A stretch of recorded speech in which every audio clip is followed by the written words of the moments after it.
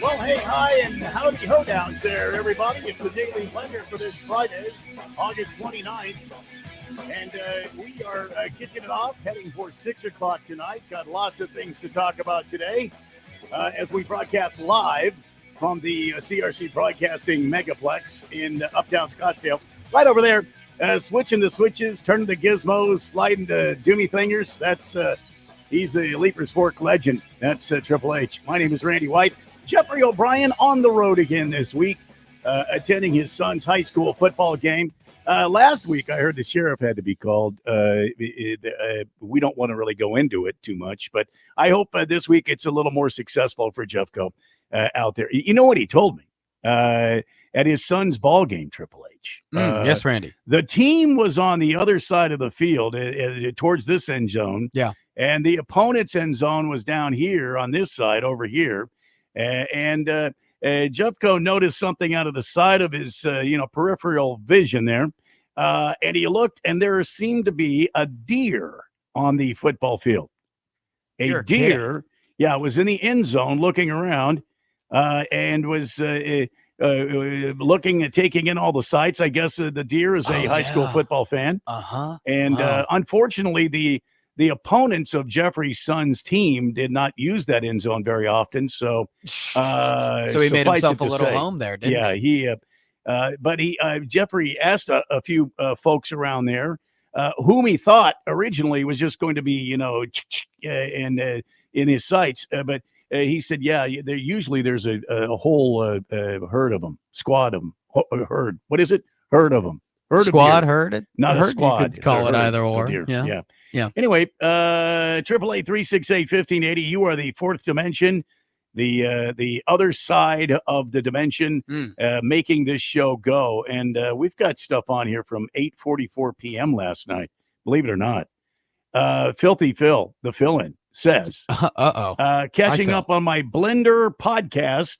Did I hear a Blender bet involving the Panthers? How do I get in on this?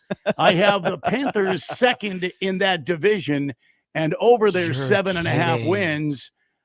If I win, Jeffrey has to run the board and Harris has to dye his mustache. If I lose, Harris gets a free Domino's pizza on me and I refill Jeffrey's whiskey in his office. Oh, I may have. That's a phenomenal bet. I may have made that last part up. Oh, did you? Yeah, I may have. Well, that would be a good suggestion for me. But Jeffrey, Jeffrey doesn't want his candy. Jeffrey wants whiskey. Jeffrey wanted my mustache shaved, but he didn't say it in time, Randy. The bet was already established. And then he was like, oh, no, wait. Up. It's too late. So, Phil wants it dyed. What color do you want it dyed, Phil? I don't know. I guess it's, it's your pleasure. I'd be curious to see what Filthy Phil has to say. I think you should go with like maybe a hot pink. Oh, I was thinking he'd be a green guy. I don't know. Filthy Phil is his own man. This is true. And he will. Also, it's at 5:36 this morning. Yep. The 6711 text in and says, first time texter, by the way, a new texter on the text line. 6711. 6711 says, wouldn't this trade be more pressure for Jordan Love to play better? Because if he doesn't, it'll look like the Bears, all defense, no offense. He's talking about the Micah Parsons trade. I'm so tired of hearing about it now. Really? Is there nothing else in the world of sports we can talk about? It's a crazy trade, Randy. I mean, Well, I understand it's a crazy trade. Look who's involved in it. Yeah, right. Jerry. Right. Yeah, you've got one of the best defensive football players in the league. It's a game changer. And it does put more pressure on Jordan Love because that defense was already top 5 in the league last year. Yeah. This year, it's going to be right up there with Philadelphia, you could say, into top 3, top 2, maybe even the best. They still have sort of a ways to go in that secondary, I would say, to reach Philadelphia's standard. The Eagles did lose a couple pieces, though. So to answer your question, pressure's on for Jordan Love, and someone needs to step up in that receiving room. I talked about it yesterday, but Matthew Golden, a kid I'm looking at, rookie from Texas, who they took in the first round. So the Packers knew this. They knew they needed someone in that receiving room from a fantasy preference, he's being drafted at ADP 100. That's mighty low. A sleeper in the draft because he has a good quarterback, a good coach, and a lot of opportunity in that offense. And he's a talented guy. And it's a passing offense too. It's not a run-first offense. It's a passing offense. Kind of. I mean, they definitely pass a good amount, but it's a balanced attack, I would say. So, all right. But not to be that guy, Randy. I mean, not to be that guy. Sorry. Yeah. But Baker's Cocky Hens is on the text line 888-368-1580 and says, "Draft day, baby." Yeah, it is for you guys out there. A team 1 through. How the hell many teams do we leagues? How many fantasy leagues do we have? Like 28,000. I don't know. 4,500. I know Jeffrey had like spreadsheets. Yeah, he had his glasses on. He had a very stern look on his face before he left. So it's remarkable. Yeah, it's draft day for you. Don't miss that. Delicious says, "Happy Friday, mofos. Good luck to everyone in the fantasy draft tonight, except every other team in League 2 and Mr. 5-time bottom feeder. Hope you're ready for the real competition." Hi, Delicious. Y'all want to stay tuned because hour 3. We could, who knows, we could get into it a little earlier. We could not, but I've got a lot of fantasy football sleepers, some highs and lows that you guys aren't going to want to miss. So, hey, draft day. I understand. It's a big day. The Berg says, draft tonight. Have fun, everybody. And also, Cowboys are in the content business, not football business. I agree. This is true. I agree. This is very true. And we're going to talk about this in just a minute. I'm sorry, Triple H. Oh, no, Hold Randy. that thought, though, Randy, I'm holding it.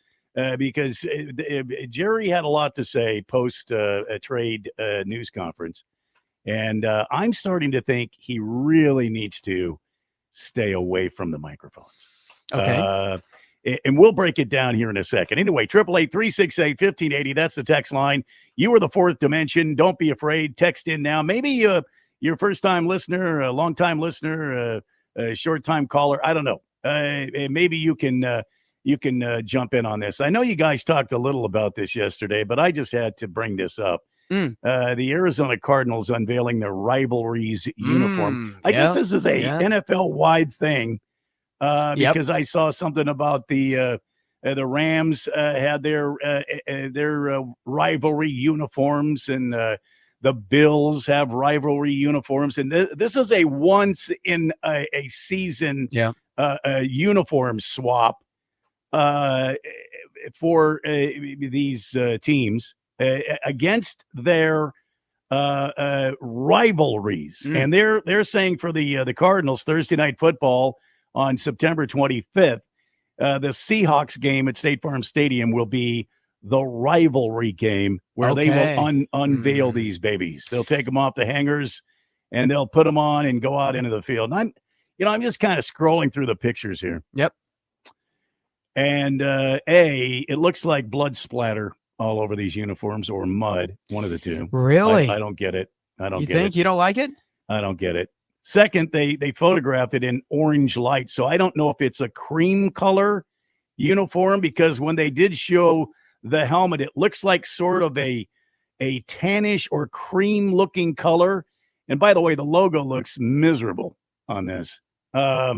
Really? I will tell you my thoughts, and then you can pontificate on yours. But pontificate, that's a big word. You can pontificate on this because I know you probably have at least they have the great state flag on here of the state of Arizona, shaped in Arizona. I like that. Yes. Is that on both shoulders? Yeah. Yes, I think it is. Yeah.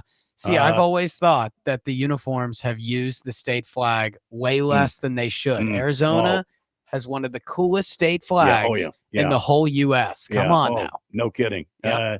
And the models that they picked, it's too small. The quarterback, he's in there. I guess he has to be in there for some reason. Right. It's not like he's James the quarterback Connors or is in anything. there, though. Yeah. Anyway, I don't find these uniforms appealing at all. It looks like somebody splattered vomit on them. Really? It just looks. I don't understand this splattering look thing. And then they've got orange and red. I would have gone a whole different way with this. Orange and red. And then the cardinal on the side of the helmet it looks unfinished. It has some red on it. The beak is colored. The eyes are colored in, but then the rest of the cardinal on there is just blank. So I don't know what kind of mushrooms the artist was eating, or what kind of medication this person was on that designed these. But I don't know. I'm not for them. But anyway, go ahead. Go ahead now. Tell me why I'm wrong. Tell me why the boomer is wrong. Well, I think, okay, so they tried to make a story with these uniforms. The story? Specs are supposed to represent the dust in a dust storm. So, What? yeah. And I actually like the helmet. There's two things I like about this uniform. The helmets, I think they're cool. I like the orange touch. I think it's cool. And the state flags, like I said before, Arizona is one of the coolest state flags in the whole U.S., and it seems like the Cardinals are just now getting the memo about using it in their uniforms. In the one picture here where Kyler Murray is holding the ball and he doesn't have the helmet on, he's standing there, and it looks like it's a T-shirt he's wearing. He just got finished painting his girlfriend's room, and there's some paint splatter all over it. That's what it looks like to me.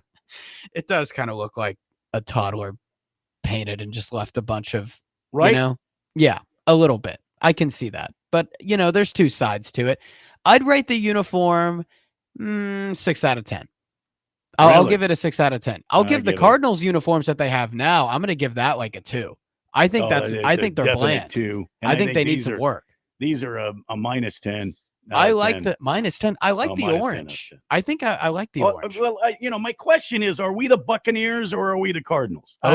These do look like the Buccaneers. You see what I'm saying? The creamsicle uniforms. Yeah. And they shot it with orange light, reddish orange light, and they didn't give you a full picture of the whole uniform in white light. At least not that I can see on this. I'm on AZ Central here, and I'm looking at them. It's ridiculous. And for them to have Kyler and James Conner the only ones to model these things, I mean, I don't know. Yeah. I think it's a step up. I think the orange needs to be more incorporated. I think in every uniform. I do. Yeah. I think orange represents Arizona. The desert, kind of an orangey brownish feel. I think that represents, Phoenix area. So they need to incorporate that more.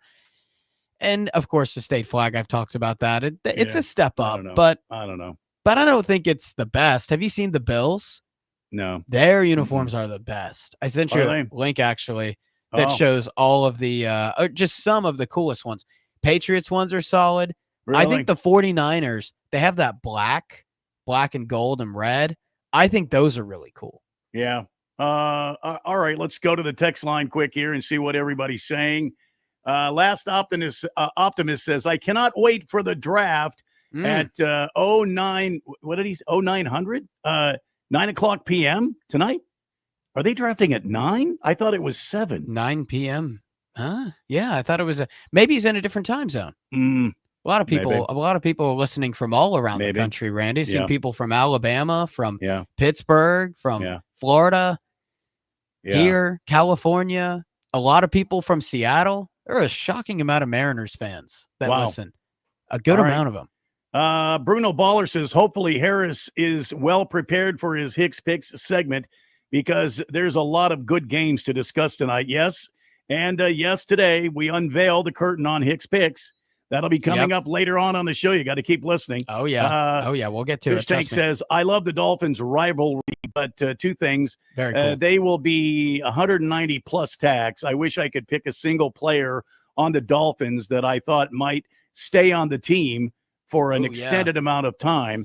That would be worth getting. Yeah, maybe Jalen Waddles. Bucks. Jalen Waddles probably my best bet for a guy who's going to be on that team long term. And their uniforms are cool, Randy. They have like a black with the like orange and green Miami's in cursive. It's tenths of that Miami Heat Vice uniform, like tenths of it, sort of like it. But I like what they did.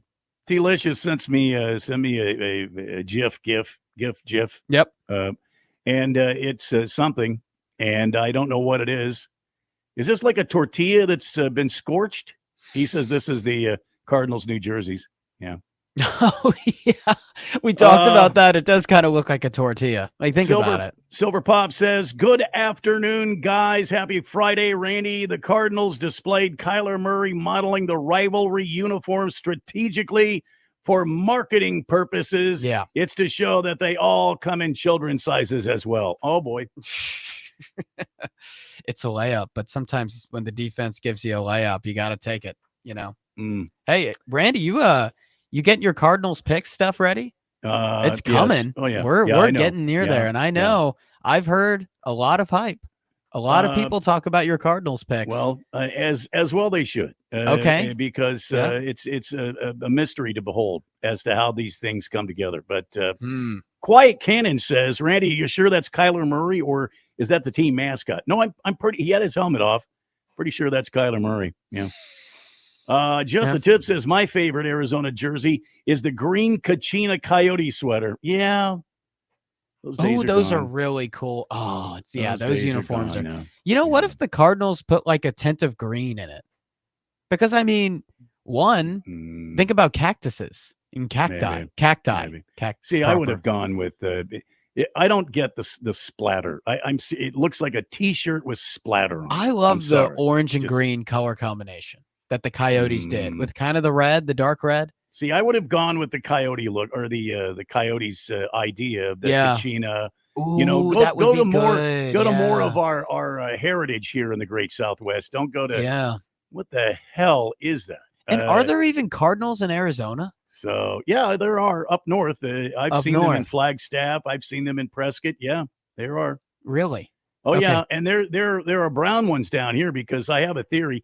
Everything that comes south of Prescott, it instantly turns to grayish or brownish color because it's so damn hot out here. And they're all like, have you seen those pigeons? Those are the worst. Oh, yeah. They're those ones that just loiter in the city. Yeah. Oh, yeah. My friend was eating lunch there, and a pigeon literally got up there. And like he tried to shoo it away, and it barked like back at him, attacked him, like lunged at him, and ate his food. It ate its burger and flew away. They do that, man. You have to stand your ground with these pigeons, man. Oh yeah, they're no joke, man. You've got to stand your ground with these pigeons. Mm-hmm. You've got to start flinging stuff out. What I like to do is take a piece of paper, like a newspaper or something. Yep. One of those ones that you don't want that gets flung onto your driveway every week. Yeah. You save one of those, and when you go out and you're eating out somewhere, you just start smacking that around. That'll get rid of them. Well said. You seem like you've been in this situation. Oh, listen, I'm a veteran when it comes to eating out. Nobody gets my food. All right, enough said about that. We are moving on. Lots to cover today. We got some NFL stuff. We've got Hicks picks. We've got your take on a couple of the games from last night. Your text, of course, the fourth dimension. You're driving the show here. 888-368-1580 is the text line. And we'll talk Diamondbacks just for a moment when we come back. And it's we're getting closer to Hicks picks. The unveiling of Hicks picks on today's show. On the Daily Blender on 1580 The Fanatic. Listen to our live stream on your phone at 1580thefanatic.com. Some things can steal your sunshine.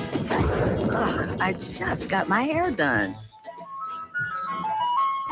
Sorry, the cooler's broken. Anyone see my flip-flops? Anyone? But COVID-19 can steal a lot more. I just took a COVID test. Ugh. Prescription medications for COVID exist. If you test positive this summer, ask your doctor if they're right for you. Visit PfizerForAll.com/COVID-19 to learn more. Sponsored by Pfizer. AZ Preps 365, your source for all the news, info, highlights, and more. Athlete news and interviews. Talk with coaches. Keep you up to date with the changes, moves, upcoming events, and more. AZ Preps 365, Arizona's ultimate prep sports show. If you miss a minute, you miss a lot. AZ Preps 365, Saturday mornings 8 till 10 on 1580 and 99.3 The Fanatic. And always on at 1580thefanatic.com. Let's go! You're still glowing, flirting, grooving. You still got it. But your immune system weakens as you age. making it harder to fight flu, pneumococcal pneumonia, RSV, and COVID-19. Vaccines are a key part of any health routine and help strengthen your immune response. Ask your doctor or pharmacist which vaccines you need. Schedule in minutes at vaxassist.com. Sponsored by Pfizer.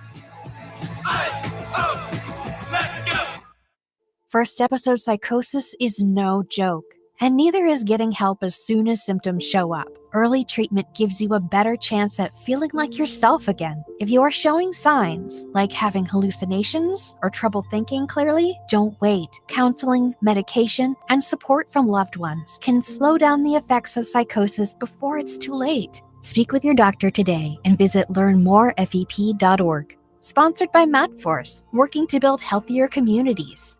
Hello, I'm Shannon Estes, president of CMI Gold and Silver. And I'm her husband, Johnny Estes, VP of CMI Gold and Silver. My father, Bill Haynes, founded CMI Gold and Silver in Phoenix in 1973. We are the oldest precious metals bullion dealer in the U.S. As a family-operated business, we educate first, giving our clients the power to make informed buying and selling decisions. We offer low prices because Bill instilled in us the desire to get the most bullion into the hands of the American people for the fewest paper dollars. Visit our website for an abundance of information at cmigs.com. Although we may be new to you, my father was one of the pioneers of the bullion precious metals industry in the U.S. He began selling only 100-ounce silver bars in the early 1970s until Americans' right to own gold was restored in 1974. Visit our website, cmigs.com, and get to know us or call and chat with one of our non-commissioned brokers at 602-234-2300. That's 602-234-2300, or visit cmigs.com.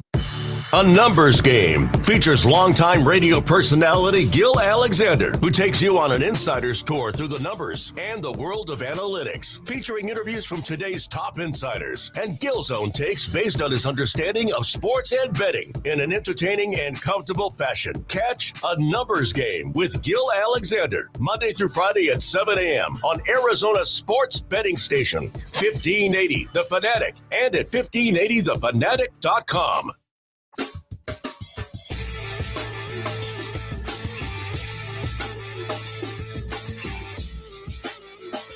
It's a Daily Blender on 1580 and 99.3, The Fanatic on this Friday. The Leapers Pork legend right over there. That's, of course, Triple H. My name's Randy White. Jeffrey O'Brien out today. And let's talk quickly about the Diamondbacks, who split the series with the Brewmen in Milwaukee last night. Chris Met gets the win for the Diamondbacks, the youngster. Jalen Beeks came in and shut them down. And then they brought in a rookie after the Diamondbacks had got a couple of runs ahead. They brought in the rookie, his first time in there, Taylor Rashi. And this kid is something else, man. Tell me about it, Randy. I wish you could see him throw. He throws up in the zone. He throws heat, and it's got a kind of a freaky movement on it, kind of an up and in or an up and out kind of movement on it. Guys just don't know how to handle this guy. He throws, of course, in the upper 90s, maybe even harder than that. But he handled the job of a closer last night, shutting down the Brewers, keeping them at bay. Diamondbacks win. They split the series with the Brewers, and they are taking on, the Dodgers tonight. Wow. Huh. Well, we'll see what happens. Yeah, I mean, looking at his the advanced stats, I love him. I mean, the expected ERA is at the top of the league, or the bottom of the league. Expected batting average of 160. And I talked about that with Brandon Pfaadt to say, like, Brandon Pfaadt's winning games, but is this sustainable? The analytics don't seem to buy in. Hey, they buy in here with Taylor. His velo is, or velocity, might I say, a little bit low for a closer, but hey, a lot of signs. 3 Ks, man. 3 Ks in 3 innings. Pretty solid. 3 Ks. He was just tremendous. He had the Brewers hitters just kind of scratching their head. They didn't know what to do, man. And if you get a chance to look up Taylor Rashi, Rashi, he was in the game last night. It was his major league debut in Milwaukee, and I'm sure it's a day he will never forget. And Milwaukee couldn't do anything with him, man. Randy, I got ground balls. I got a question for you. Yeah. Did you jinx the Brewers? Did you I jinx don't know them? how I don't know how I Ever jinxed it. since you said that they can make the World Series, Yeah. they've been ice cold. They're they're Wow. 4-6 in their last 10. I did not know that. Yeah, so I mean, Mm. the Diamondbacks splitting with them. It's just Yeah. not a result that anyone expected. So what do you think's up with Milwaukee? I think it's just probably a little fatigue. I think it's something that this team can experience from time to time. They're just not as hot as they have been. And I don't mind it. The Diamondbacks went in there and split series with them. So yay for us. And a couple things where the bullpen looked pretty good, Yeah. like pretty decent. Yeah. This isn't the first time this has happened in this series too. There's been a couple games where actually the starting pitchers have laid an egg and the Diamondbacks have gotten back in it and the bullpen's prevailed. So Yeah. why do you think the bullpen's playing better as of late? Do you think it's just coincidence or Yeah, I think it's just the Brewers are not hitting like they were. They weren't getting that timely hitting. Yeah. I mean, that's they had the kid that they brought over in the trade who was just on fire. He was absolutely red hot. He was hitting everything he could, and it seemed to leave the park or find a hole. He was just doing some amazing things, and they're not getting that kind of hitting right now. So yeah. I think it's just a little fatigue. They'll jump out of it. They'll get reinvigorated and they'll start getting things turned around. Yeah, I mean a win against Jose Quintana too, who's 10-5 on the season, 3.6 ERA, like a 1.2 WHIP. So yeah, I mean, didn't expect that. The Diamondbacks went through like a hitting spell, and now they seem to be clicking as of late against the Brewers. 5 runs, 8 runs. They did have 3, but then they had 6. That was obviously a little bit different in some other series before that Rockies series. So what do you think? Why do you think they're clicking now? I think they're just playing relaxed. They know that their season is kind of a wash. I mean, they could do the miraculous, but like Jeffrey says, if they get in the playoffs, what are they going to do? Especially with this pitching staff. Yeah. What are they going to do? I can't see them making the postseason at this juncture. We're in the end of August into September. I mean, this is it. You've got 3 weeks of regular season baseball left, and that's it. And you play the Dodgers, I think, twice. You play the Padres a couple of times down the stretch here. I mean, we're going to see what this team is really made of. What kind of intestinal fortitude when they've got a Dodgers team and a Padres team, both of them trying to beat each other in the National League West.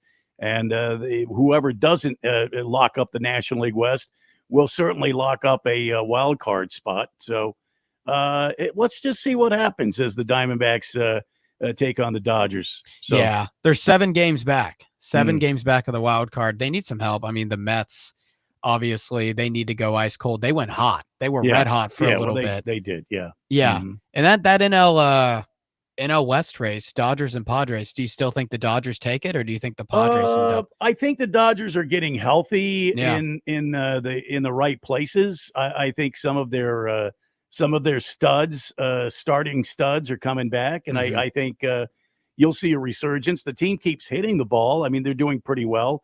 Mookie Betts, for some reason, has been sort of in a funk all season long. Pretty much, yeah.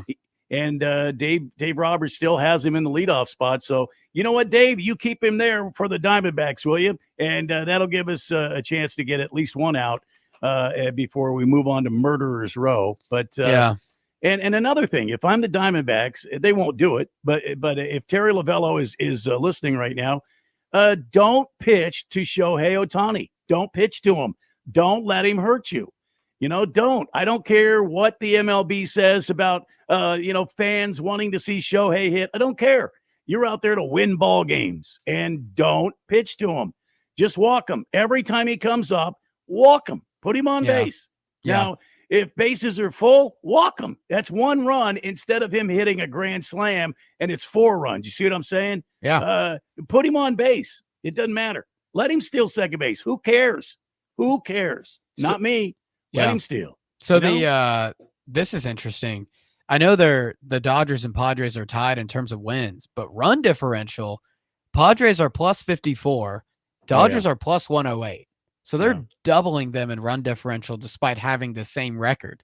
You think that's because the Dodgers are just leaving guys on base or Yeah, something, yeah. or why They've got is a lot that? of guys they leave on base. Yeah, and like I Huh. said, Mookie Betts is not hitting well. Shohei Ohtani's been ice cold as of late. He's hitting, a home run here, a home run there, but it's not anything like he was doing before early on this year. Seemed like every time he came up, he had a home run. But now it's just kind of few and far between. He went through a whole series where he was hitless except for one home run. Really? What's that going to tell you against the Padres? Yeah, interesting. Last time they played in San Diego, Yeah. he was hitless for the entire series. Had one hit, and it was in the last game, and it was a home run. It was a solo home run. Yeah, I'm looking at this not Padres, the Dodgers lineup, and you know what's interesting? Betts he's batting 247 this year, just 695 OPS, below league average. Edman is batting 228, 677 OPS. Conforto's still there, 192 he's batting with a 631 OPS. So maybe I'm getting nitpicky here, but the bottom of the lineup seems to tail off there, does it not? Because I feel like I wonder if they have the depth, because the Dodgers are going to get everybody's best punch. So I wonder if they have the depth hitting wise to be able to withstand. I don't know, and it's been sort of a weird season for the Dodgers. I thought they were just going to run away with the West, and early on it looked that way because weren't they up like 12, 15 games or something? They had a crazy good start. I think they were 7-0. They were undefeated towards that point, and I know first like 20 games they had some record-breaking wins and losses. So yeah, but they have fallen as of late, haven't they? The Padres have put the heat on them. I think it's interesting to see the Padres do that. But yet the Padres can't seem to get past them. The Dodgers still seem to hang in there. They continue to play good enough baseball, win enough games to stay in the fight. The Padres haven't caught them. Yeah. They have caught them, but they haven't been able to pass them. Right. So we'll see as the games start to wind down. We'll see what the Padres can do. They need some luck from the Dodgers losing. Maybe the Diamondbacks can help their NL West partners, the San Diego Padres. Yeah, they could. My question with the Padres is, we sort of talked about this last Friday, Randy. Outside of Nick Pivetta, the pitching really tails off for them. Because you think about it, Dylan Cease is 6-11 this year. Randy Vasquez is 3-6. Both those guys 4 ERAs or higher. Stephen Kolek, he's 4-5, 4.2 ERA. Michael King's been battling injuries. Yu Darvish has not been himself this year. He's got a 5.7 ERA. Yeah. They fixed the closer thing, with getting Mason Miller and all that. And the bullpen that the Padres have is probably the best in the league at that, in terms of just how they've performed this year. Sure. So, but the starting pitching, that might come back to bite them in the butt. You know what I'm saying? Maybe.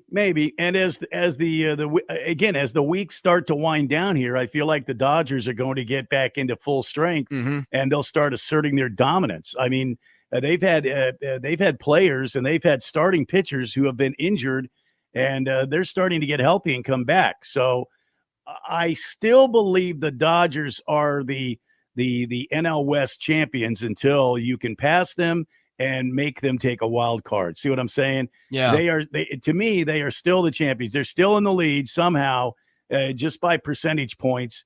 But they still are the NL West champions from last year, and they are going to continue to fight. That's that team that, they spent a lot of money. They spent a lot of money for a reason, to get the best players. Yep.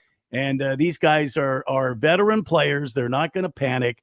They're going to go out and play every game the right way, and they're going to do their job. So we'll wait and see. If the Padres can just get some starting pitching, man, and really lock these guys in for this final September run here, boy, that would be something. If the what a story that would be. Yeah. Down like 12 or I want to say 12 or 15 games. Yeah.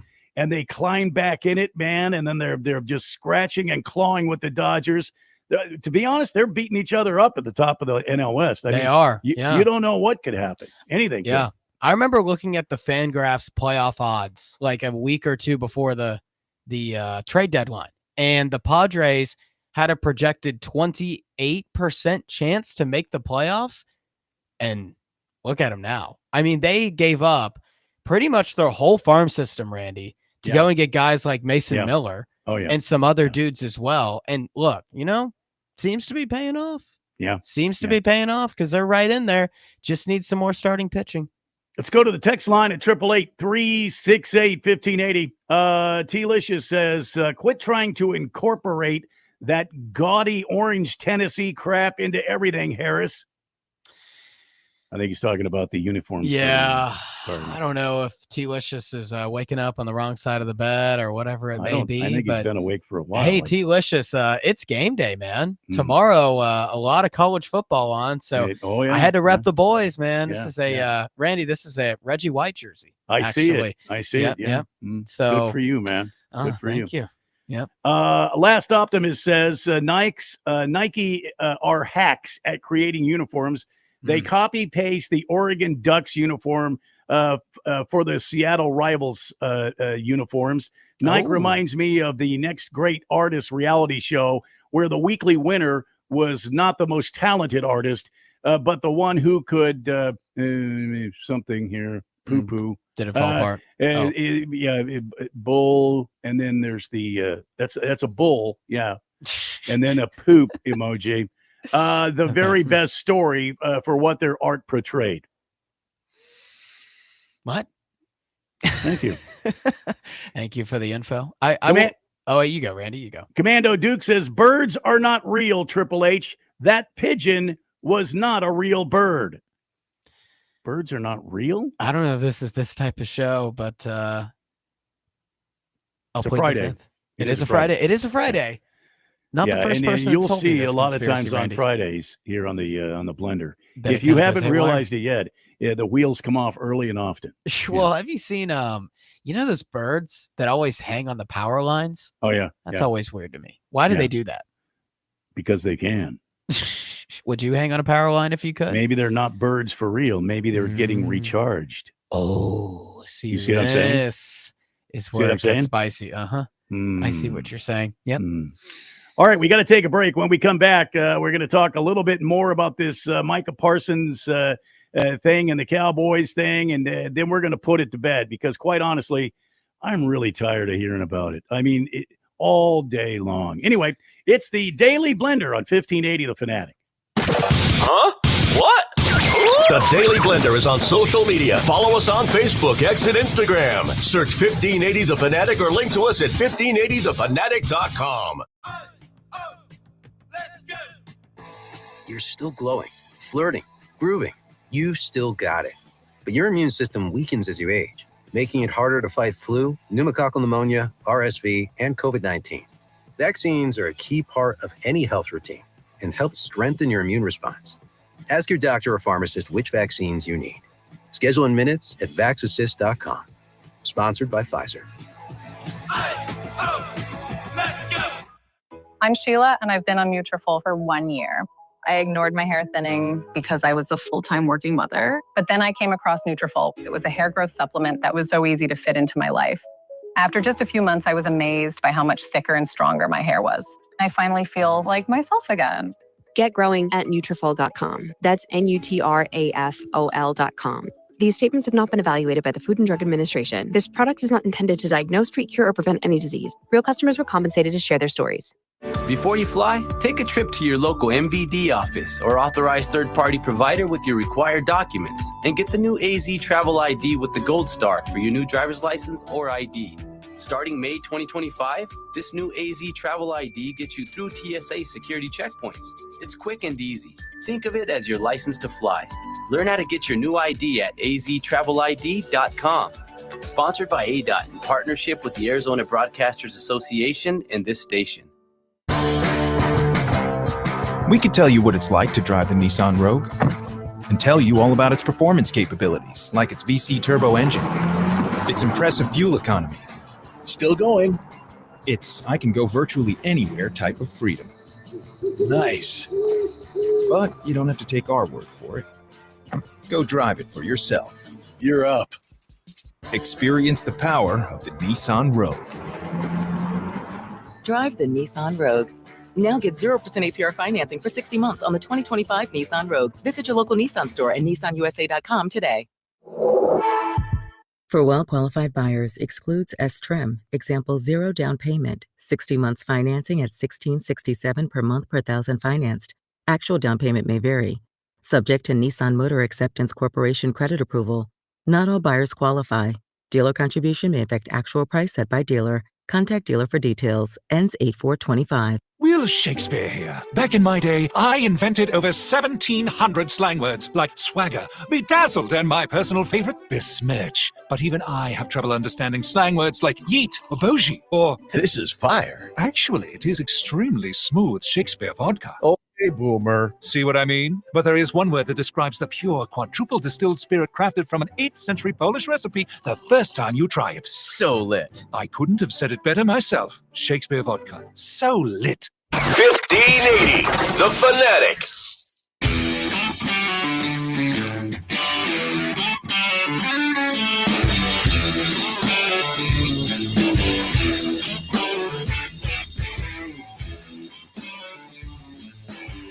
Welcome back to the Daily Blender on this Friday. As we head to 6 o'clock tonight, you are on the text line, and let's see if we can catch up. Silver Pop says, Harris, Cardinals have always had that name, from the Chicago Cardinals to the St. Louis Cardinals to the Phoenix Cardinals to the Arizona Cardinals. Why question if there are Cardinals in Arizona? I have a question for you. Are there any Titans in Tennessee? Shake my head. Good points. Those are great points. I just never seen a Cardinal. I mean, I've been up to the Grand Canyon and didn't see. Mind I wasn't raised here, so. But all good points. Yep.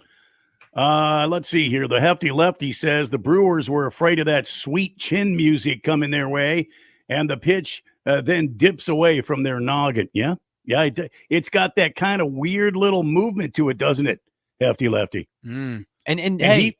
And he works at the top of the zone, man. Yeah. I mean, that's just where he peppers the ball.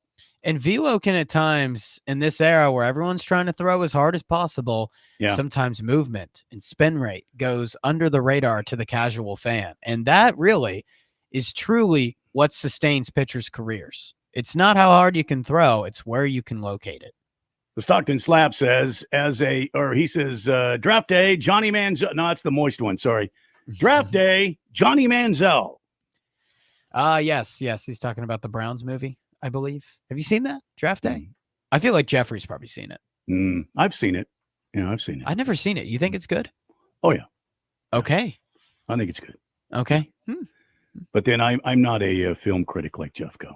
Jeffco, he goes is in a depth. film critic, yeah. He is a film critic. Every movie's like good to me, Randy.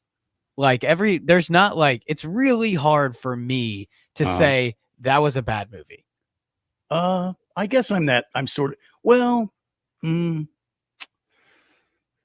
I'm not that way. I think I'm more like you. I think I'm more like, I saw the movie, I liked the movie, or I didn't like the movie. Yep. So anyway. Yeah. No need to be critical for us. The hell am I? Stockton Slap says, as a Cowboys fan, I want to say I'm happy this trade took place. Micah is a great player, but what he has done in the what has he done in the playoffs? Cowboys fill a huge hole, easy moist one, in their run defense, and now they have 4 first-round picks in the next 2 seasons. Can you say Archie Manning? Yeah, see, I can't say Archie Manning because I don't think that he'll be there when the Cowboys pick, unless they do something crazy. We'll have to wait and see. Yeah, a couple things to that. One, Archie is 80 years old. I think he is talking about his grandson Arch, so we're just going to go with that. Yeah. But 2, my reaction to this trade for Cowboys fans is 2 things. 1, I feel for y'all. Y'all didn't have to, like, Jerry Jones and the Jones family, Randy. It's kind of like the royal family. Did you say 2 y'alls? Ah, shoot. 2 y'alls. Okay. All righty. Well, I feel bad for him because it's like the royal family. You know, in England, like, you know, the royal family they're not elected, but they're just kind of there, right? Whether you like it or not. it's the same thing with Jerry Jones and the whole Jones family and the Cowboys, to where they're not elected. You can't just throw Jerry Jones out of office because he's the owner. He owns the team. And so can't do anything about that, whether you like it or not. So that's the one thing. The second thing is, I think it could have been worse for the Cowboys, because imagine if Micah Parsons just leaves and doesn't play and Dallas doesn't end up trading him. You get all of a sudden, you get nothing for Micah Parsons. At least you got Kenny Clark, who's a good player, and some picks. But don't get me wrong, Micah Parsons is a really bad loss for that defense that's already struggling. Silver Pop says, Randy, I think the D-backs should steal the jingle from the Rafi Law Group and make their own jingle saying, call Rashi every time he comes out to pitch. Oh, that's actually kind of smart. That's pretty good. I didn't think of that, huh? My mouth is full. Oh, is it? What are you eating? A protein bar. Oh, are you? Mm. Interesting. Yeah, I need. Sorry. Oh, I forgive you, Randy. It happens. But anyway, what do you think about? Last but not least, you think the Packers can win the Super Bowl this year? Well, I think the Packers are capable of winning the Super Bowl. See what I'm saying? I see what you're saying. I think they have the talent to do it. Yeah. I think they can be a contender in the NFC North. Yeah. I'm not saying that they will win the Super Bowl, but I think that they, of course, have that capability. I think this puts them over the edge from playoff contender to Super Bowl contender. Really? I do. I think if Jordan Love protects the football. I mean, yeah. Like the texter said earlier, I mean, is this going to be another Chicago Bears team where it's a really great defense but no offense? I'm a big Jordan Love believer. If you look, I mean, I am too. But. Yeah. The advanced stats love him. Like, he was top 10 in QBR, PFF rating, like all that stuff. I think I had him on my team last year. So. Oh, did you? Yeah. How'd your fantasy team do? Middle of the pack, like we always do. Okay. Yeah. I think Matthew Golden's going to be huge, man. He steps up. Green Bay's right in the thick of it. If not, I still think they can win that division. All right. I want to get this out of the way so we can kill this, but I have a little audio that I want to play for you. Okay, let's do it. It's from Jerry, and I want you to listen specifically to some things that he says. Here's Jerry Jones. This is for Jerry and obviously Stephen. Why did you decide to trade Micah Parsons? Well, without being too broad, obviously, we did think it was in the best interest of our organization, not only the future, but right now, this season as well. We've gained a Pro Bowl player. We've gained a Pro Bowl player in an area that we had big concerns in on the inside of our defense. Let me go beyond your question. First of all, I want to tell you that I really like Micah. I appreciate the 4 years that we've had him here, and he's a great player. And so we are very appreciative of the fact that he's a great player. There's no question that I could have signed him in April. And so we all know that to have agreements, all parties have to agree. But this was by design. I did make Micah an offer. It wasn't acceptable, and I honor the fact that it wasn't done in the way that he wanted to do it through an agent. So he was made an offer. There's not an ounce of vindictiveness. There's no bad feelings on my part about the fact that we didn't come together on an agreement. So he started out answering the question. Yep. And about halfway through that bite, he all of a sudden shifted. He downshifted. Like, have you ever driven a stick shift before? Yes. Okay, so sometimes you can downshift Mhm. to slow the vehicle down. Yep. He kind of downshifted. He went from maybe he was in third gear and he downshifted to second gear to slow down, and he wanted to go back and talk about Micah personally, saying that he's a great guy. He's a very talented ball player. We've had a wonderful 4 years with him. And then he goes, I made an offer to him early on. There's no doubt in my mind that I could have got him to sign that contract back in April. Mm. So that for that. So let's put a pin in that. Okay. Yep. Then he goes on to say that he understands why Micah took the deal and took the deal through his agent. And so now let's put a pin in that for a second, because that's another point I want to make. And then lastly, he turns his sights on there's absolutely no vindictive feelings toward Micah at all. Yeah. Okay. So the first one is he talks to him personally saying, and that's what he's doing here. Yeah. He's saying goodbye to him. And then he's saying, he's doing damage control here. He's saying, I could have made this deal. Yeah. See what I'm saying? Yeah. There's no doubt I could have made this deal back in April. Yep. Then he's blaming Micah and his agent for letting this thing happen like this. Mm. He's done that a couple of times now that I've noticed. He's blamed the agent, saying the agent, I came with an offer and the agent told us to go pound sand. Yep. It's not a direct quote, obviously. But essentially, we know what you mean. To go kick rocks. Yeah. Yeah. And then at the end here, it's just kind of, do you notice kind of at the end here, he's wavering off track here and trying to do some damage control?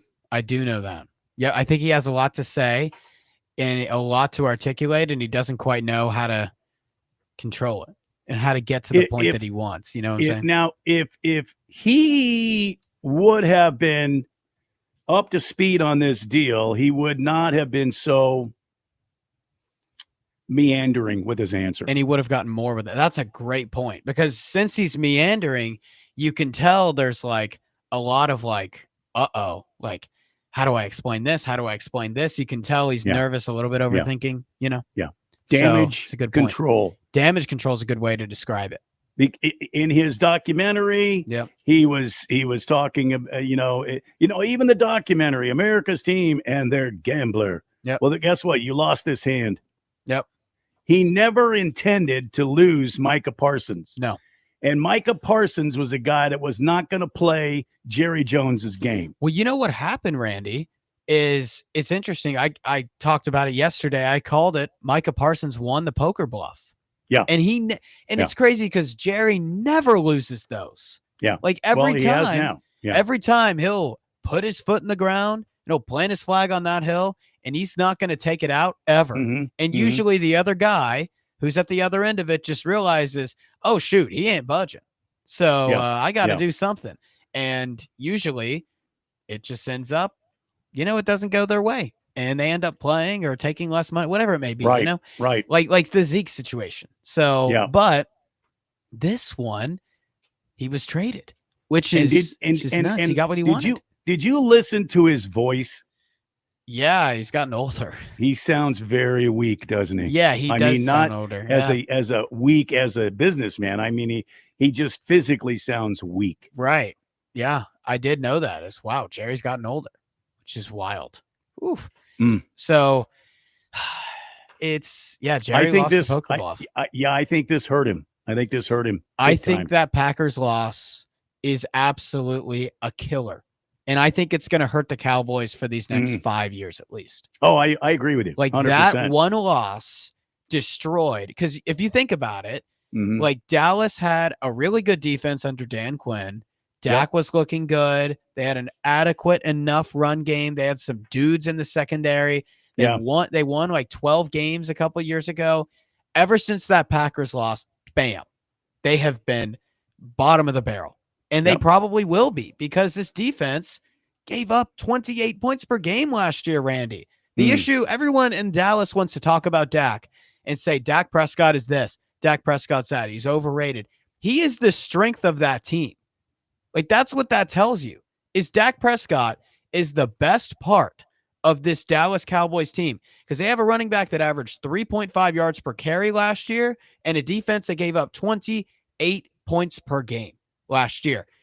The bottom second team in the league of anyone not named the Carolina Panthers. They were the only team that gave up more points per game than Dallas did last year.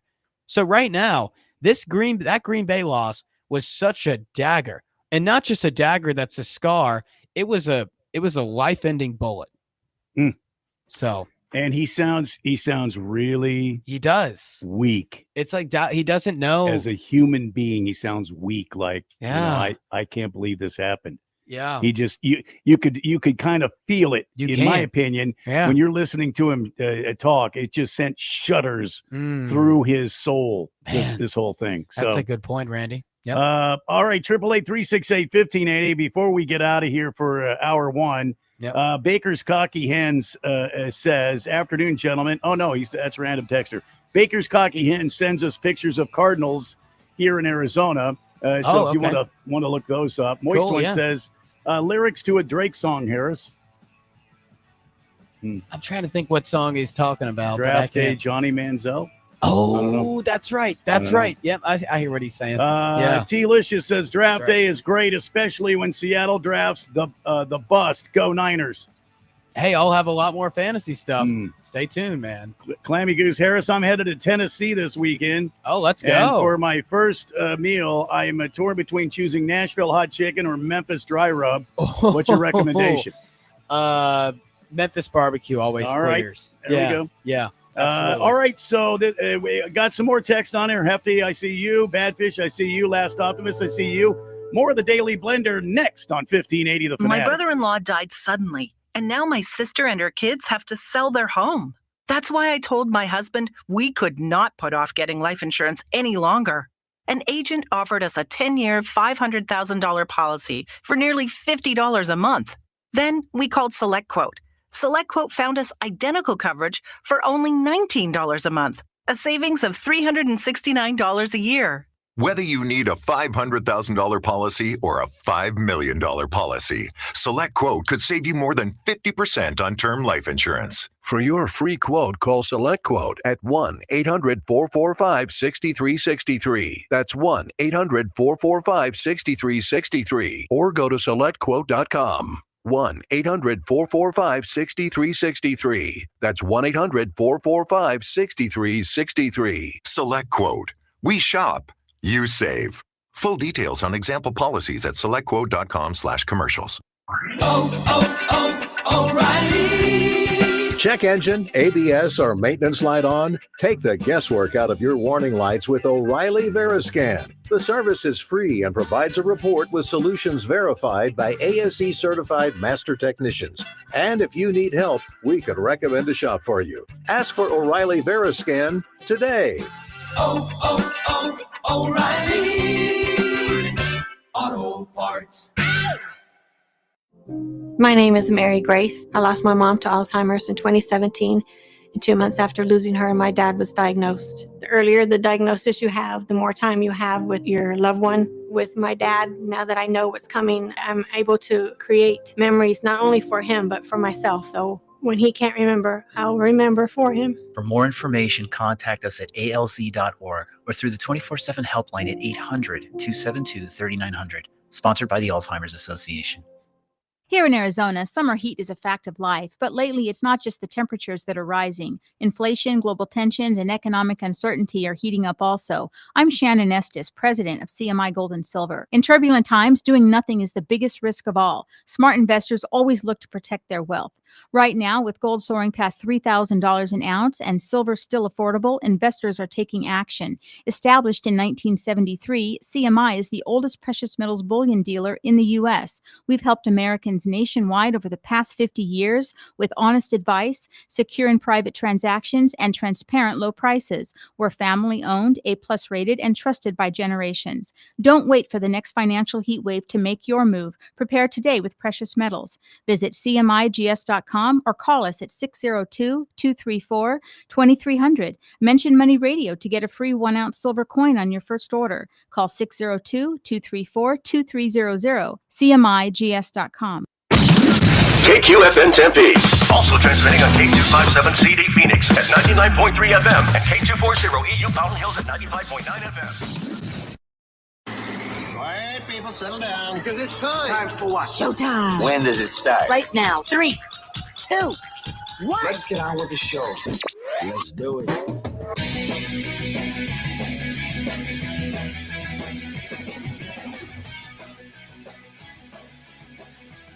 All right, everybody, welcome to a Friday edition of the Daily Blender, hour number 2, as we broadcast live from the palatial CRC Broadcasting Estates in beautiful uptown Scottsdale. Right over there, switching the gizmos, sliding the faders, and all that stuff, that technical jargon. That is the Leaper's Fork legend. Triple H, Harris Hicks, has joined us. My name is Randy White. Jeffrey O'Brien is out today. And this is the hour, ladies and gentlemen, where we unveil the 2025 version of Hicks Picks. Oh, yeah. It's a brand new piece here. As we remember our old friend Keon used to have Keon Rose's dance party on Fridays. Yep. And I mean, that's going to be tough to beat. But I know you're up to the challenge. But Keon Rose's dance party. I mean, come on. That's going to be pretty hard. I think I'm up to the task. All right. Yeah, I believe it. That's coming up later on this hour. We have lots to talk about. We've got some baseball news to talk about. We've got some NFL. There's some rule changes people are going to want to be aware of. And I think this is a good start of our hour here. Yeah. Some rule changes. In case you didn't know, and even if you do, listen, the kickoff has changed again. Last season, we saw the birth of a dynamic kickoff, but it didn't result in big enough rise in returns to satisfy the NFL. So they have tweaked on it now. Oh, I see. Yeah. So it's interesting how the NFL flip-flops in this, Randy, because on one side, it's like, oh, we want to prioritize concussions. And then they realize, wait, like this play isn't generating as much viewership and buzz and entertainment. Ooh, let's go back and change it. They want to try to please both sides, but they're never going to please both sides. So this change this year is if there's going to be a touchback, it will now go up to the 35-yard line instead of the 30 like last season. The 35-yard line? Yeah. You're so now kidding me. You got to think that coaches are going to want their kickers to kick the ball a little shorter and make these guys earn it. Yeah. The 35-yard line is some quality field position. I mean, I think if we get to the 35, we're getting to the point to where, like, I feel for these defenses. That's just too far. Only 65 yards. That, for the most part, only takes about 4 first downs. Yeah. And then you're there. Think about that. These defenses are being dealt a bad hand. They already have it hard enough, Randy. That's the new change. Next is overtime rules. Regular season games will now adopt the playoff rules, which have been in place since 2022. Both teams will have a possession, even if the team getting the ball scores first. The only way the game will end after one possession is if the defense scores a touchdown or a safety. Otherwise, both teams will have a possession during the 10-minute overtime period, no matter what. Good. They should have changed this rule years ago before it costed the Bills a Super Bowl. If the score remains tied after one possession for each team, then the game shifts into sudden death format. See, now I like that. So they're going to bring out all of the weaponry, the swords and the spears, and they're going to just line up and run at each other with these implements. And whoever has the most guys remaining at the end wins. I like this idea. So sudden death format. Sudden death format. Let me ask you this: is it where next score wins, or is it both teams get a possession, and if you don't score in that possession, you lose? How does that work? That's my question. I don't know. I just thought it was both teams line up with sharp implements and run at each other. No. Like XFL kickoff style? Maybe. Remember those? Remember that? Maybe. When they had everyone just, I mean, the amount of concussions that was. Maybe. Anyway. But yeah, I mean, that's my question, because I think what sudden death should look like, Randy, is I'm all for equal opportunity. Both, there's no coin toss should ever decide a game or increase someone's chances or whatever it may be. Yeah. There's already, that shouldn't happen. It shouldn't be involved in the game. However, yes. Now it's going to give you the best of both worlds. Both teams will have a possession. Yep. And if they're still tied at the end of that, then it becomes whoever scores first wins. So you're still going to want the ball first in overtime, Yep. but this is a right step in the right direction. Nonetheless. All right. More new changes for the NFL. Ready? Ready. The NFL will move to technology to measure first downs. You may have seen the Hawkeye technology in action in the preseason. Yeah. Theoretically, this will give more of an accurate measurement and also speed up the process as the technology replaces the traditional quote-unquote chain gang. Not a fan. On the sideline. Not a fan, Randy. Though the chain crew will remain as a secondary option, that doesn't fix the issue of actually spotting the ball, which officials still do after the plays, but it does change how first downs are measured when it's close. Not a fan. I mean, think about this. I think the more, and yeah, it'll be more efficient for getting first downs and all of that. It'll probably do a better job than a normal chain gang. But I think the more technology that's involved in sports, the worse it gets. And I'll stand by that. Baseball, football, however problematic the officiating may be, I think there's a lot to understand with this topic. Yeah. And it's going to be a huge issue for my generation. You guys are fine, but my generation. Really? Your generation's just going to be really upset about it. This whole, I think it's more than just sports. I think there's a whole AI thing that's a huge issue. But anyway, I won't get into that. I'll just sort of, talk about that a little bit. I think there's a lot more at stake than just first downs. All right. Yeah. More replay assist. Instant replay will be expanded with the replay assisting advising on-field officials for a variety of calls when clear and obvious video evidence is present. Per the NFL, here are the added penalties and situations in which replay assist could be used. Ready? Yep, ready. Roughing the passer based only on a hit to the passer's head or neck area. See, that's stupid. That's stupid to me. Why do you think it's stupid? Only if the head or neck area is involved. What about when these guys roll into these guys' knees? Yeah, that's the most common one. What about these guys that hit the passer late? Yeah. You mean you don't want video evidence for that? Just if he gets hit in the head? Yeah. The most common one is dudes when they dive low and kick like the quarterbacks like in the ankles or like that lower front leg, Oh, that's the killer. That's the most penalties, I guarantee you, of roughing the passer is from that. All right. Intentional grounding only if relative to the pocket or ball landing beyond the line of scrimmage. What? They're only going to replay it if it's... we're only going to replay it. Okay. If it's relative to the passer being in the pocket or the ball landing beyond the line of scrimmage. So they're making more replay. Yeah. Man. Unnecessary roughness based on... this is the funniest penalty in the NFL, in my opinion. Why do you think that? Unnecessary roughness? As if the game of football doesn't have any roughness. Tie some flags on these Nancy's, and let's just go ahead and play a flag football then. Unnecessary roughness based only on forcibly contacting a runner when he's out of bounds or forcibly hitting a defenseless player's head or neck area. Once again, they don't care about the players. They're worried about being sued for they do not care. Concussions. Oh, they don't care. And the only they didn't care about the concussions thing until the Bounty Gate with the Saints came out and it became public, which, by the way, I'll bet you they knew about it beforehand and didn't do anything about it because the NFL, their servant, their master, if you will, isn't the people. It's their perception. So more protect replay. More replay assist. Twisting, pulling, or turning the face mask or helmet opening. Okay. Horse collar tackle. Yep. Tripping. Mm.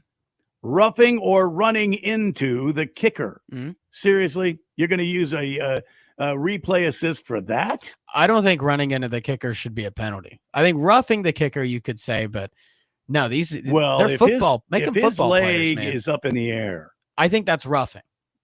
And yes, but if he's just standing there running into him, no. But it's football.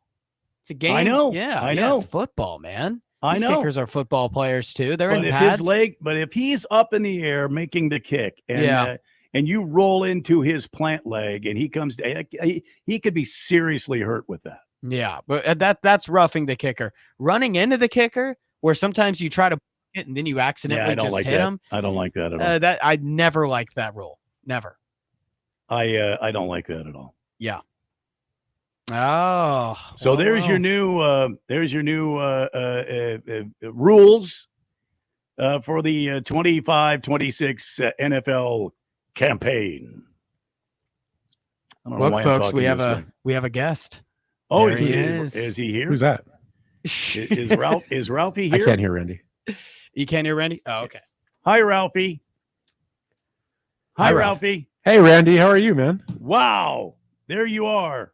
How's it Live going? and I'm it's going. It's going. All right. So Ralph Romano from Harmon Solar and the Weekend Warriors has joined us here on the radio program. what he's wearing. In case you didn't know what was going on, and Ralph is all dressed out, blinged out in his SC stuff, his USC t-shirt.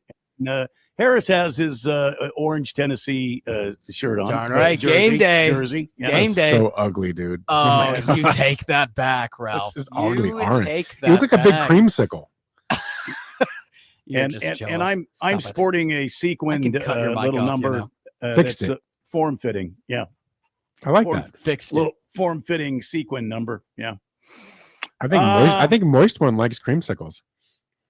Well, he does when he was surprised, talking Ralph. about the Cardinals' new jerseys, those robin egg looking. Those are good. I just got paint on my T-shirt looking jerseys. I like them. You don't like them? No, They do kind of look like a tortilla, but I thought they were tortillas taste cool. good. Oh, I liked them, Ralph. I talked about them. I like the Seattle ones too. They look like Oregon, but I like them. They do look like Oregon. Someone brought that up. Yeah, but Yeah, I like they do I'm look getting like one. Oregon. I already told my wife. I Funny. said, I know I said I didn't want anything for my birthday until now. Wow. I want the helmet. And now it is going to happen. No, probably not. All right, so we just talked about some rule changes. Here's some more NFL news. The Patriots have let go one of the veterans on their defense. They were set to pay him $4.32 million. Who am I talking about? The Patriots released veteran Jabril Peppers. Surprising. He It still is to plays? me. It is to me. Yeah, I didn't see that coming. He's at been all. around for what, 9 years? Jabril, yeah, he's been around a decent amount. Yeah.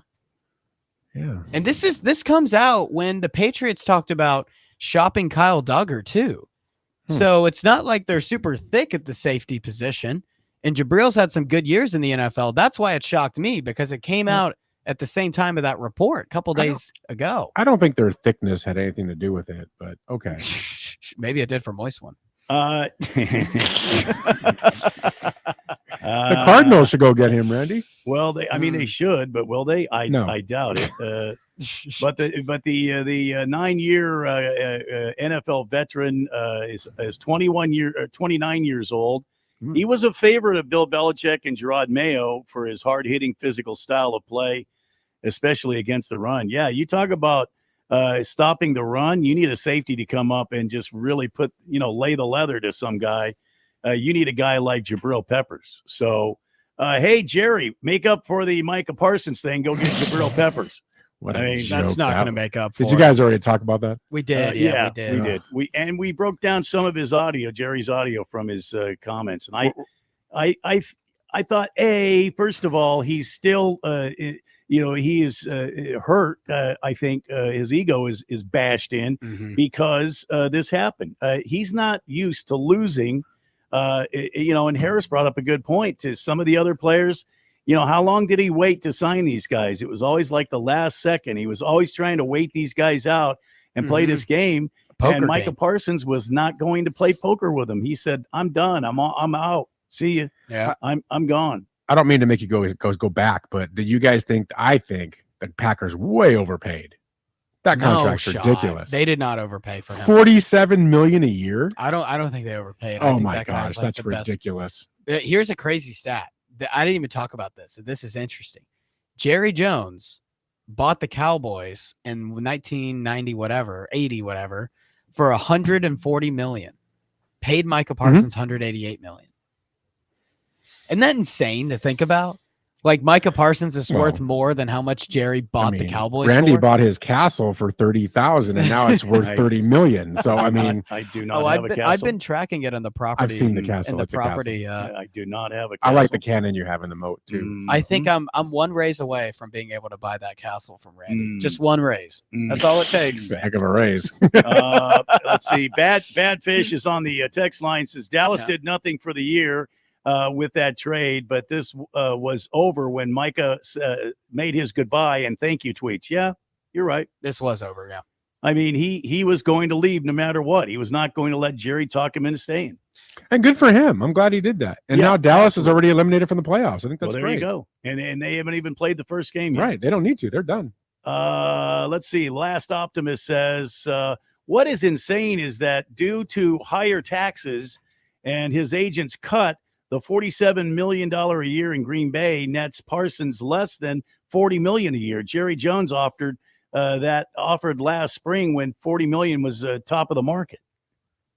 I don't quite get it. Kind of fell apart, but I think I understand. Last Optimist, you were saying that Micah turned down what he's going to make now to go to Green Bay, but quite honestly, I don't think he wanted to stay in Dallas. I think he was done.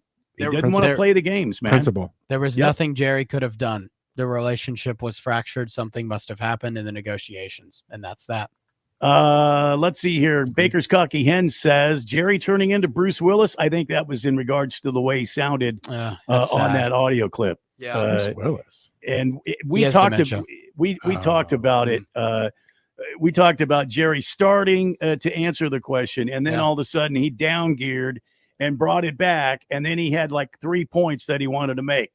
He wanted to talk personally to Micah Parsons through the press, saying he's a great guy, uber talented. We love the 4 seasons we had with him here. Then he went on to blame the agent and Micah for this thing happening and him not taking any part in this whatsoever. And then he just kind of meandered on at the end. It just kind of that's what he's talking about. Is he Bruce Willis now? Maybe he is 80, right? I think Jerry's 80. He's getting up there. Yeah, he for sure is getting up there. Baker's Cocky Hen says, Harris, does your car have AC? You already have major advantage over Keon. If so, I miss Keon getting fed up with crap and getting all pissy. Well, I mean, he did get pissy. He did get, especially at the end there. He got really pissy. Yeah, well, really short time in it, I think. Heavy Metal Maniac says the Diamondbacks are calling up Jordan Lawler once again. I hope he has better than his last call up because he sure didn't look too good, buddy. But he probably just needs some more cooking and getting his game refined.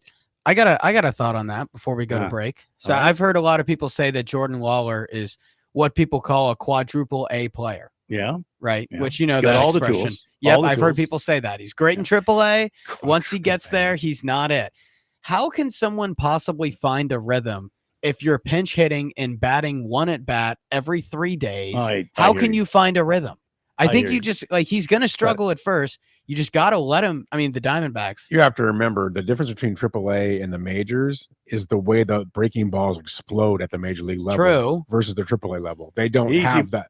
Easy, moist one. True. But that could. You know what I mean. Right? I think that's generalizing. Yeah, it's generalizing this situation. Jordan Lawler is one of the best prospects in the MLB. He's high, constantly rated as that. He's been the D-backs. He's top prospect for a hot minute. Top 100. Yeah. So 100. Well, top 100 in all of MLB. I mean, yeah. Okay. He's just rated as one of the higher prospects, is what I'm saying. He is. He was drafted high out of high school, all that. And so he has talent, and he's been balling in AAA. Usually, crying. I said balling. Oh, not balling. Oh, B-A-L, not B-A-W-L-I-N-G. Playing well, Ralph. He finished my point. Thought he was crying. I felt for him. Go ahead. Anyway, so that's to say, Diamondbacks haven't given him a chance to gain any rhythm yet. It takes time. A lot of players need time at the plate to get into that rhythm. And I don't think the Diamondbacks have given him that opportunity. We've got to take a break. When we come back, more of your texts on the text line at 888-368-1580 and the world premiere of Harris Hicks Picks right here on the Daily Blender on 1580 The Fanatic. The Daily Blender is streamed live on YouTube. Search 1580 The Fanatic to watch. If you are 50 or older, it is recommended that you get vaccinated against pneumococcal pneumonia, a potentially serious bacterial lung disease that can disrupt your life for weeks. If you're an adult 19 to 49 with certain underlying medical conditions like asthma, diabetes, chronic heart disease, or COPD, vaccination is also recommended. Talk to your doctor about vaccination today and learn more at lung.org/protectyourself. Furnished by the American Lung Association in collaboration with Pfizer. Kohl's Labor Day sale is here. Sure, it's hard to admit summer's ending, but with $10 off $25 spent at Kohl's, you can stop living in denial and start living in cute cardigans. Yep, we're back to wearing layers. So welcome fall with savings on jeans, tees, candles, and comfy bedding. And earn Kohl's cash all weekend. Trust me, your future cozy self will thank you. Select styles, some exclusions apply. Offer in September 1st. See store or kohls.com for details. I'm Sheila, and I've been on Nutrafol for 1 year. I ignored my hair thinning because I was a full-time working mother. But then I came across Nutrafol. It was a hair growth supplement that was so easy to fit into my life. After just a few months, I was amazed by how much thicker and stronger my hair was. I finally feel like myself again. Get growing at Nutrafol.com. That's Nutrafol.com. These statements have not been evaluated by the Food and Drug Administration. This product is not intended to diagnose, treat, cure, or prevent any disease. Real customers were compensated to share their stories.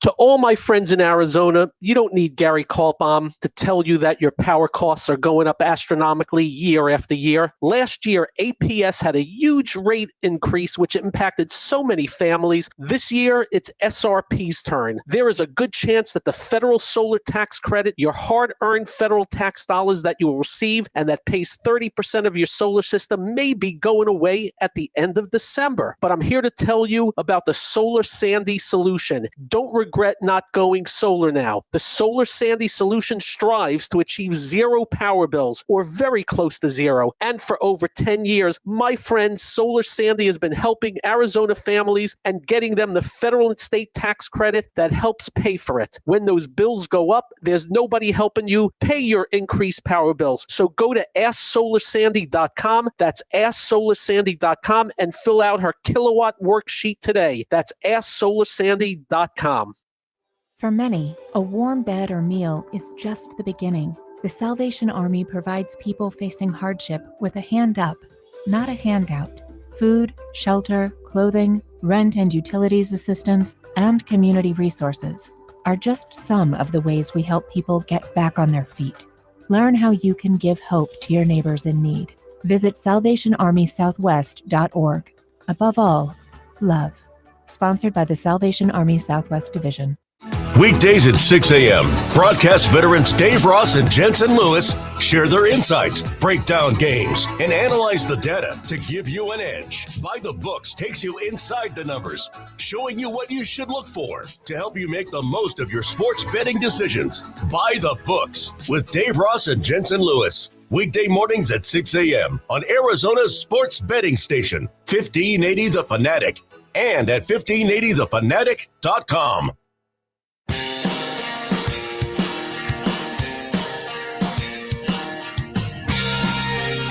Welcome back to the Daily Blender on this Friday. Firefighter on the text line, 888-368-1580 says, did Harris just say he likes it when dudes dive low? Interesting. I don't think that's what he meant.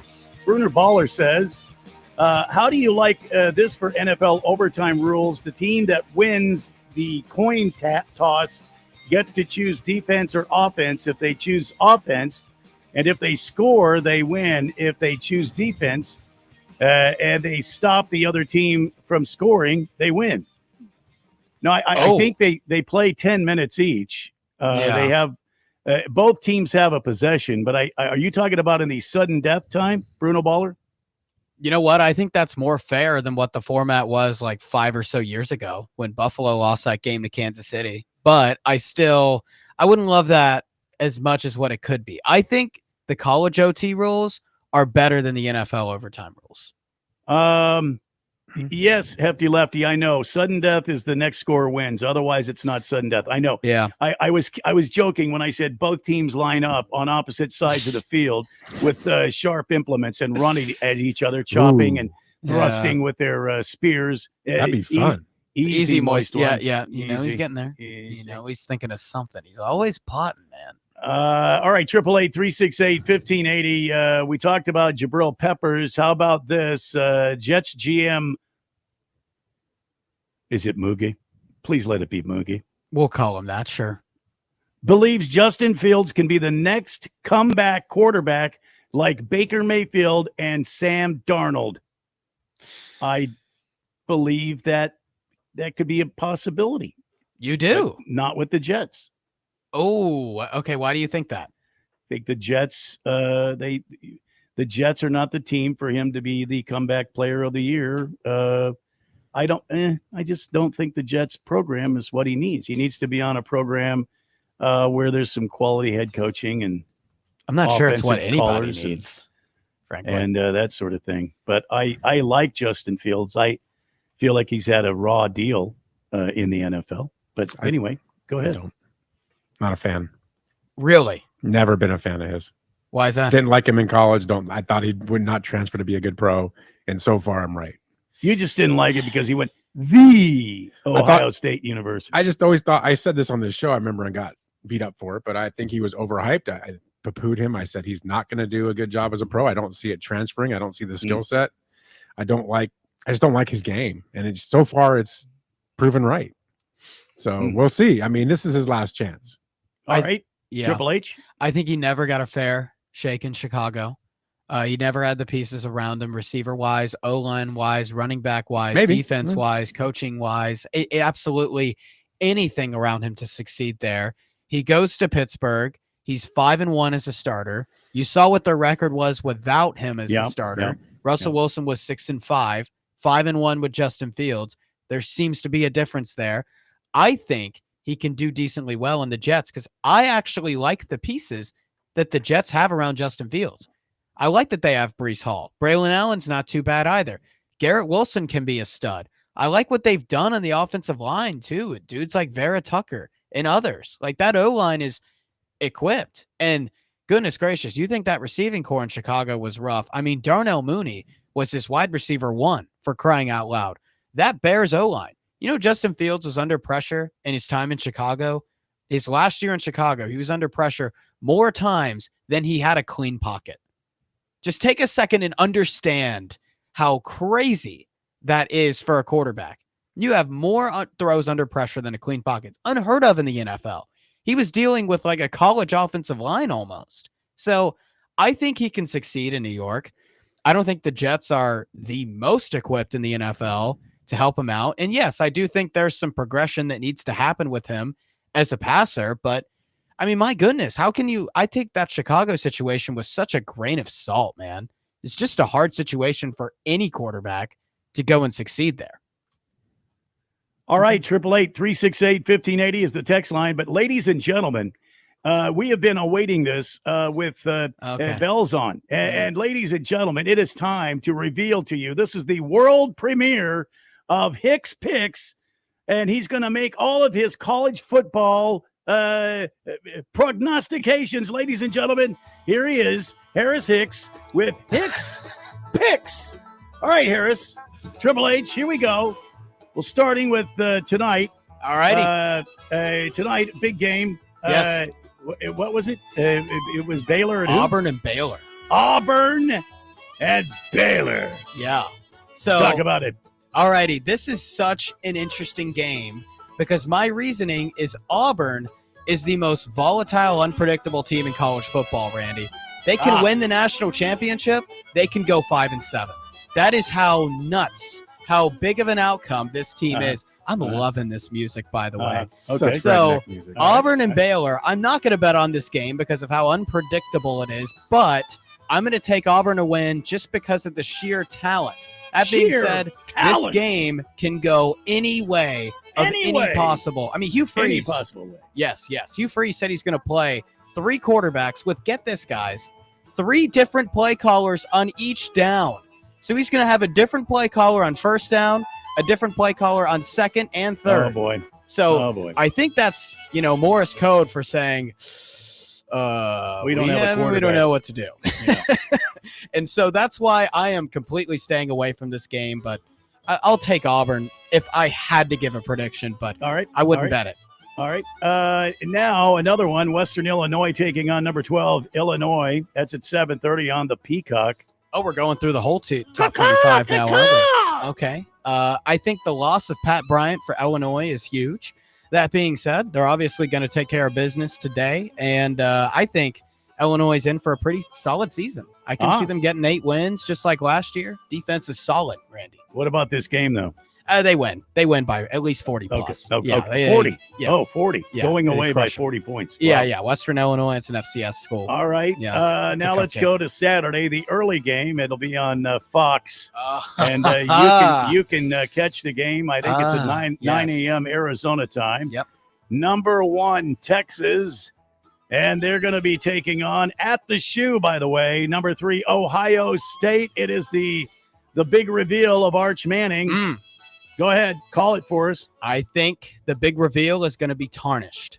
I think Ohio State wins this game, and I think it is an ugly game. If anyone that comes and is going to expect a lot of scoring, I don't think you're going to get it.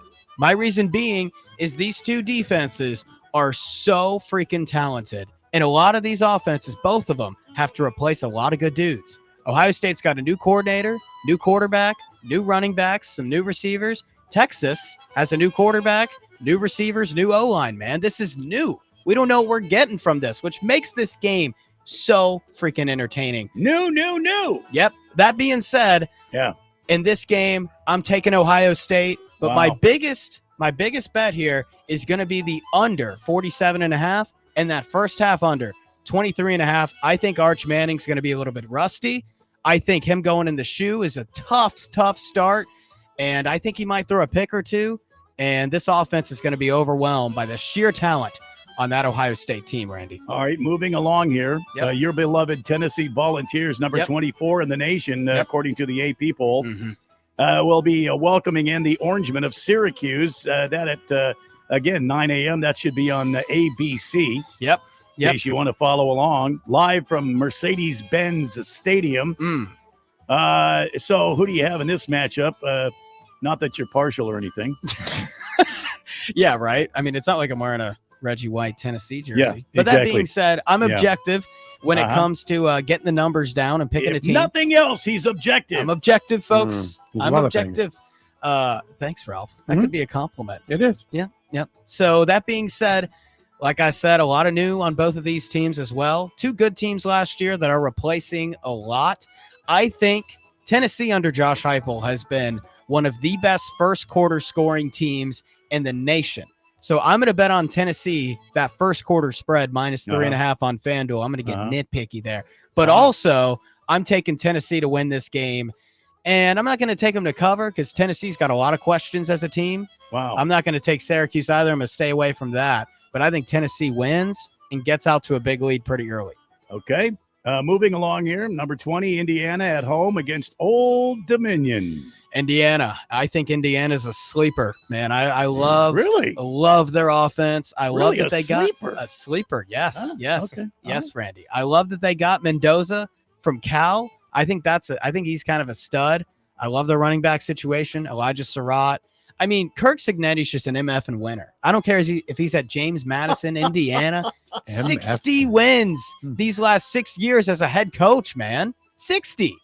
Give me Indiana. They take care of business. They blow out Old Dominion. And Indiana, I think, is going to be in the playoff conversation come December. Wow. I'm pretty high on them. Yeah. Going back to the Tennessee game, I always feel like the head coach there always just finished a large pizza and a 64-ouncer of Pepsi Cola. You see what I mean? That's a lot of our coaches in the past, Randy. They all have. Just thought I'd share that. Yeah, you should. All right, I'm not even going to talk about number 2 Penn State. They're taking on Nevada. This is not going to be an upset. Yeah. So why even talk about it? No. Hey, but let's talk about this. Number 8 Alabama visits Florida State. In Florida State at the Bobby Bowden Field there at Doak Campbell Stadium. Yep. Now, Alabama's got some high expectations. That they do. Florida State coming up a 2-10 season last year. 2-10 season. Yeah. And Florida State just has a curse against them when they take on Alabama. Is this the big curse breaker? No, it is not. This Florida State team has done a lot of talking, but Alabama is still, without Saban, whether with him or not, filled with 4- and 5-star talent. Ty Simpson, a guy who's been in the system for years. He's going to start. I like him. Ryan Williams. I don't think Florida State's got the dudes to cover the Tide. And because of that, the Tide rolls on and they cover that -14 spread. Yep. Okay. Tide rolls on, Randy. Good tickets still available at just $211.20. Oh, that's nothing. You kidding me? All right. Let's move down here to oh no, not those guys. They're going to get creamed. All right. Number 9 LSU is on the road against number 4 Clemson. This is going to be a good matchup on ABC on Saturday night. Yeah, absolutely. Again, both teams are ranked. They're in the top 10. Is old Kelly and the LSU Tigers going to put it on the Clemson Tigers? So I don't know if y'all know this, but LSU hasn't won a single season opener since I was in high school during COVID. Before COVID, actually, when Joe Burrow was there. So this is a serious game for Brian Kelly. It's do or die in Baton Rouge. If 8-4 season, not going to cut it. Not going to cut it. And this is tough because they're going on the road in a really tough environment with a team that returns the most starting production in the entire FBS and the Clemson Tigers. I know Against the Spread talked about how he wasn't buying Cade Klubnik. Dude threw 36 touchdowns and 6 picks last year. I'm taking all the Cade Klubnik stock I can get. That's Clemson's starting quarterback. I love their receiving core, but the difference between Clemson and LSU, they can both throw the ball well, Randy. Expect a lot of points in this game. But the difference is the dudes that Clemson has up front. You're talking about Peter Woods, TJ Parker, even a lockdown corner in Avion Terrell. Those are first-round picks that I talked about. I don't think LSU has that type of sheer talent on their defense. It's a lot of transfers. And because of that, I think Clemson wins the game. Just barely. Yeah. Just barely wins the game. Ralph, what the hell's going on there? Are you moving? What's happening? I've been thinking about it ever since I've been listening to these picks. Oh, okay. Makes me want to move. What have you been thinking about? I can't tell you. Not on the air. All right, I got a couple more to do here, and then we'll take a break. Number 6, here come the Irish. Notre Dame travel to Miami to take on the number 10 Hurricanes. Yep. I don't know why I'm talking this way. No, that's okay, man. Sounds good. It's okay. Maybe having a stroke. I'm not sure. Yeah. At the Hard Rock Stadium there in Miami. Give us the breakdown on that one. Yeah. So this game's going to be close, and Notre Dame has a new quarterback in Mr. CJ Carr, by the way. And CJ Carr brings in something that Notre Dame hasn't had, which is a lot of pop. These Notre Dame's teams, these last 15 years, they've been competitive, but they've won a certain way. They've ran the ball, they've trusted their offensive line, and they've played good, clean football. Their quarterbacks have.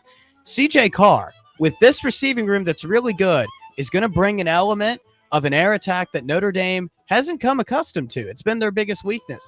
With that being said, I think they don't get better in that area until sort of the end of the season. Miami's got an experienced guy in Carson Beck. They've got some stud receivers in that portal. I think Miami pulls off the upset and wins. Oh. Yep, and I'm taking Miami as well against Notre Dame. Mm-hmm. All right. Yep.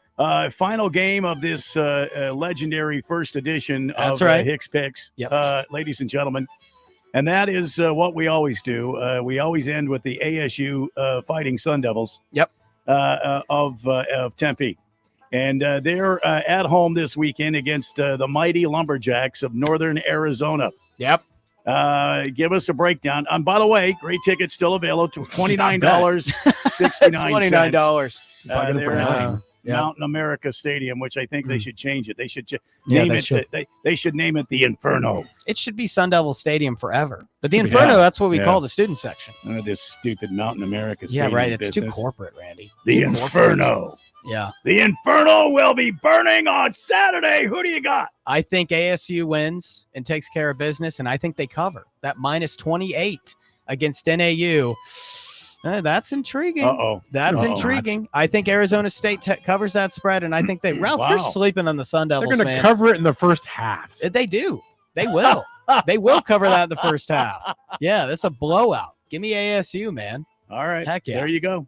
There it is, ladies and gentlemen. Episode 1 of Hicks Picks here every Friday during football season. We'll probably let it bleed over into basketball season, too. A lot of bleeding. Be a lot of hemorrhaging. Yeah. All right, let's get a quick look at the text line, guy. I have they're lined up on the text line like airplanes over Chicago O'Hare. Grand Mariner says, "Wait a second, Harris doesn't like AI.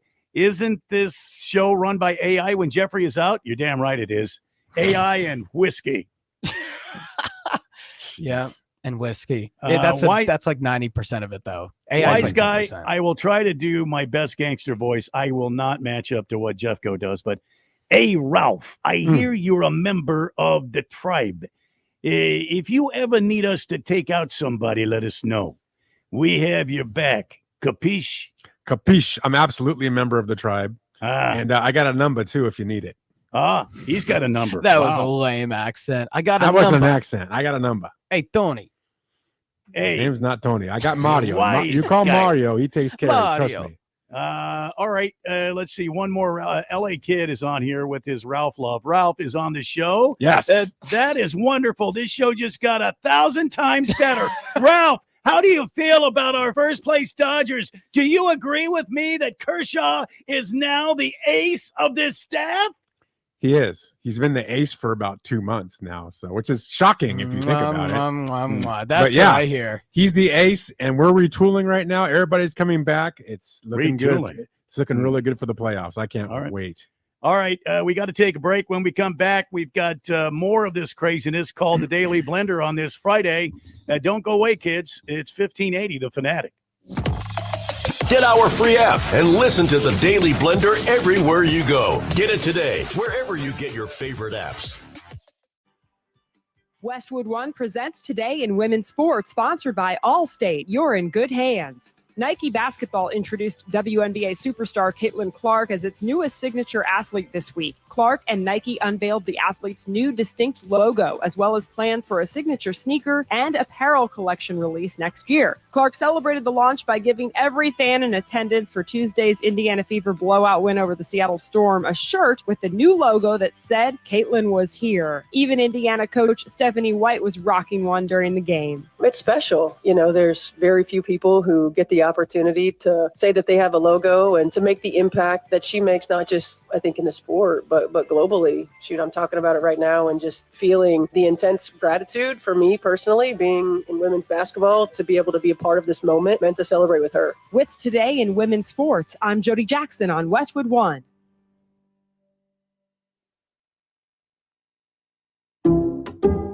Some people just know they could save hundreds on home insurance by checking Allstate first. Hold it. Like you know to check the assembly instructions first. Hold it. Before building the bookcase. And done. Whew. You can let go. Yeah, checking first is smart. Ugh. So check Allstate first for a quote that could save you hundreds. You're in good hands with Allstate. Not available in every state. Potential savings vary. Allstate Vehicle and Property Insurance Company and affiliates, Northbrook, Illinois. This sandwich, it's a complete game changer. Hello, this is Mike, and a little thing I love about the Chick-fil-A Pretzel Cheddar Club is that juicy chicken with that toasty pretzel bun. That bun, it's crispy, cozy, just amazing. With the pretzel bun, the Dijon mustard, and the chicken, it makes that sweet, savory kind of combination. It's everything that you love about food rolled into one. It looks phenomenal. It tastes great. It's delicious. Order the Pretzel Cheddar Club with Cherry Berry and Sprite for a limited time on the Chick-fil-A app. Real guests paid for their testimonial.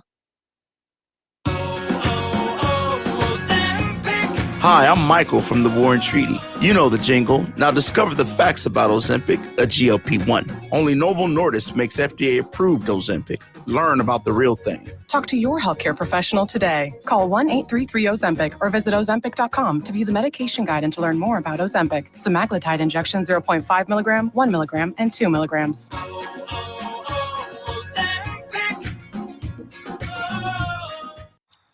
2 hours ago, Kyle arrived at the bar. Hey, what's everyone drinking? 30 minutes ago, Kyle got his friends another round of drinks. Cheers! 5 minutes ago, Kyle decided to drive home drunk. A minute ago, a law enforcement officer pulled up behind Kyle. Sir, have you been drinking tonight? A chain of events that began 2 hours ago is about to change Kyle's whole world. Drive sober or get pulled over. Paid for by NHTSA. David is a real Prevagen user, and this is his story. Nice to meet you. My name is David. I've been a pharmacist for 44 years, and I'm from Flowery Branch, Georgia. When I first started taking Prevagen, I noticed stuff just seemed to come together and fit like a jigsaw puzzle. When I have customers come in, I recommend Prevagen. Number one, because it's safe and effective, does not require a prescription. And I've been taking it quite a while myself, and I know it works. I wouldn't recommend something like Prevagen if I didn't think it was worth it because it works so good for me. And I love it when the customers come back in and tell me, David, that really works so good. Makes my day. Prevagen, at stores everywhere without a prescription. This product is not intended to diagnose, treat, cure, or prevent any disease. Testimonialist was compensated for their time. 1580, The Fanatic.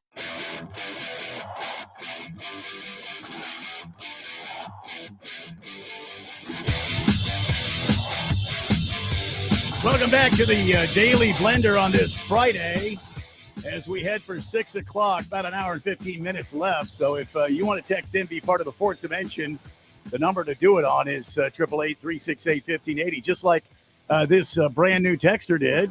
A brand new texter, 1248, the phone number ending in 1248 says, I'm going to the Syracuse game this weekend against Tennessee.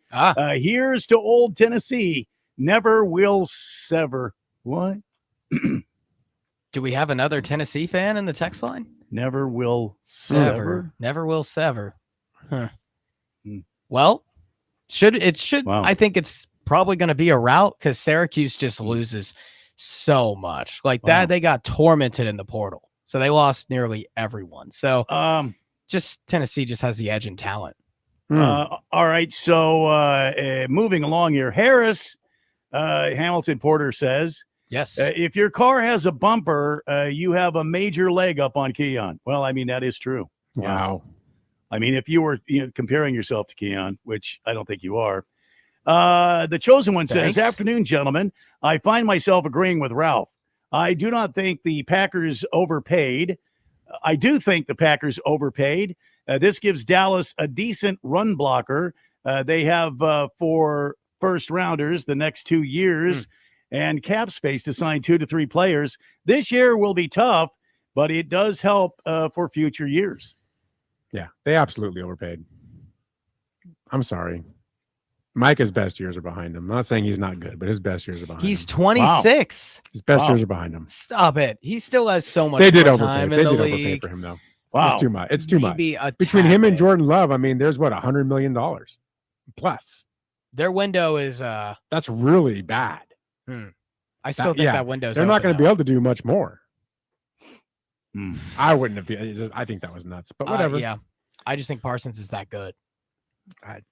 He's that big of a game changer. He's definitely a great player. Look but what I don't happened know. to that Cowboys defense before and after he showed up there. Yeah, well, he was It the only it real was player on it. complete night and day. Yeah. It was a one-man show. Is he We'll worth see. the money then? No. Okay. I think he is. 888-368-1580. Let me clear off some more of these texts. They're lined up here, like I said. I mean, we have tons of them here. 1248 says, I'm an old friend of Harris. I texted before, but had to get a new phone. Represent Grace Christian Academy, class of 2020. This could be your prom date. Oh, my gosh. I don't know who it is, but well, did you have friends? What's up, old friend? I can count them. Actually, I had that much. Well, then you should know who this is. I don't know who this is. What's her name? 1248. 1248 sounds very feminine. Let me look at my contacts. While you do that, let me go ahead and read off. I think I just lost them. Here we go. Let me read off what Chief Skull says. Justin Fields doesn't have this I want it attitude. He's got the I can take it or leave it attitude when it comes to playing football for what he shows. I agree. I just never been impressed by him. Never. Not even at Ohio State. I'm impressed. Well, it takes easy to impress you. I mean, you're a Titan fan. I don't know what that has to do with this. That's such an unnecessary blow. Low expectations of players. Against the spread says, hopefully you guys played my South Florida money line pick last night. Buffalo covered too, so I was happy to help the moist one make some dollars too. Yeah. So against the spread, I'm sure you'll like this. I post all my picks on Twitter at Harris6_. And I thought about it and did some research after the show, and I was like, you know what? I think he's on to something. I think I'm gonna do this. And I took South Florida money line. Thank you for that against the spread. Ended up paying off, and I did already have Buffalo in my card. So Buffalo, Minnesota's starting a true freshman quarterback. Should have been. Let's see here. Navy Brad says, happy Friday, all. As John McClane would say to Ralph, welcome to the party, sir. Thank you. John McClane? John McClane? Yeah. Who's that? Die Hard, the movie's Bruce Willis. Okay. What's wrong with you guys? Come on. Best Christmas here we movie go. ever, The tradition is continuing here, ladies and gentlemen. Big George is on the text line, and he says, wow, it wasn't even close. Randy completely dominated this edition of Harris Hicks Picks. Presents this Friday night college football dance party. Well, that's not what it's called. But anyway, Randy won with his knowledge of NAU Lumberjacks football and explanation of current ticket prices. Harris Hicks was a close second with the absent Jeffrey third and Ralph a distant fourth. I got beat by Jeffrey. Jeffrey's not even here. Randy, I love your knowledge of NAU though. That was pretty awesome. Hey, we're a team here, Big George. This isn't a competition. But I'll take the edge over Jeffrey. So thank you. Random texter says, Song Ralph, what are you paying this? Okay, so Ralph, what are you paying this LA kid per show to text that crap? Let me know where to sign up.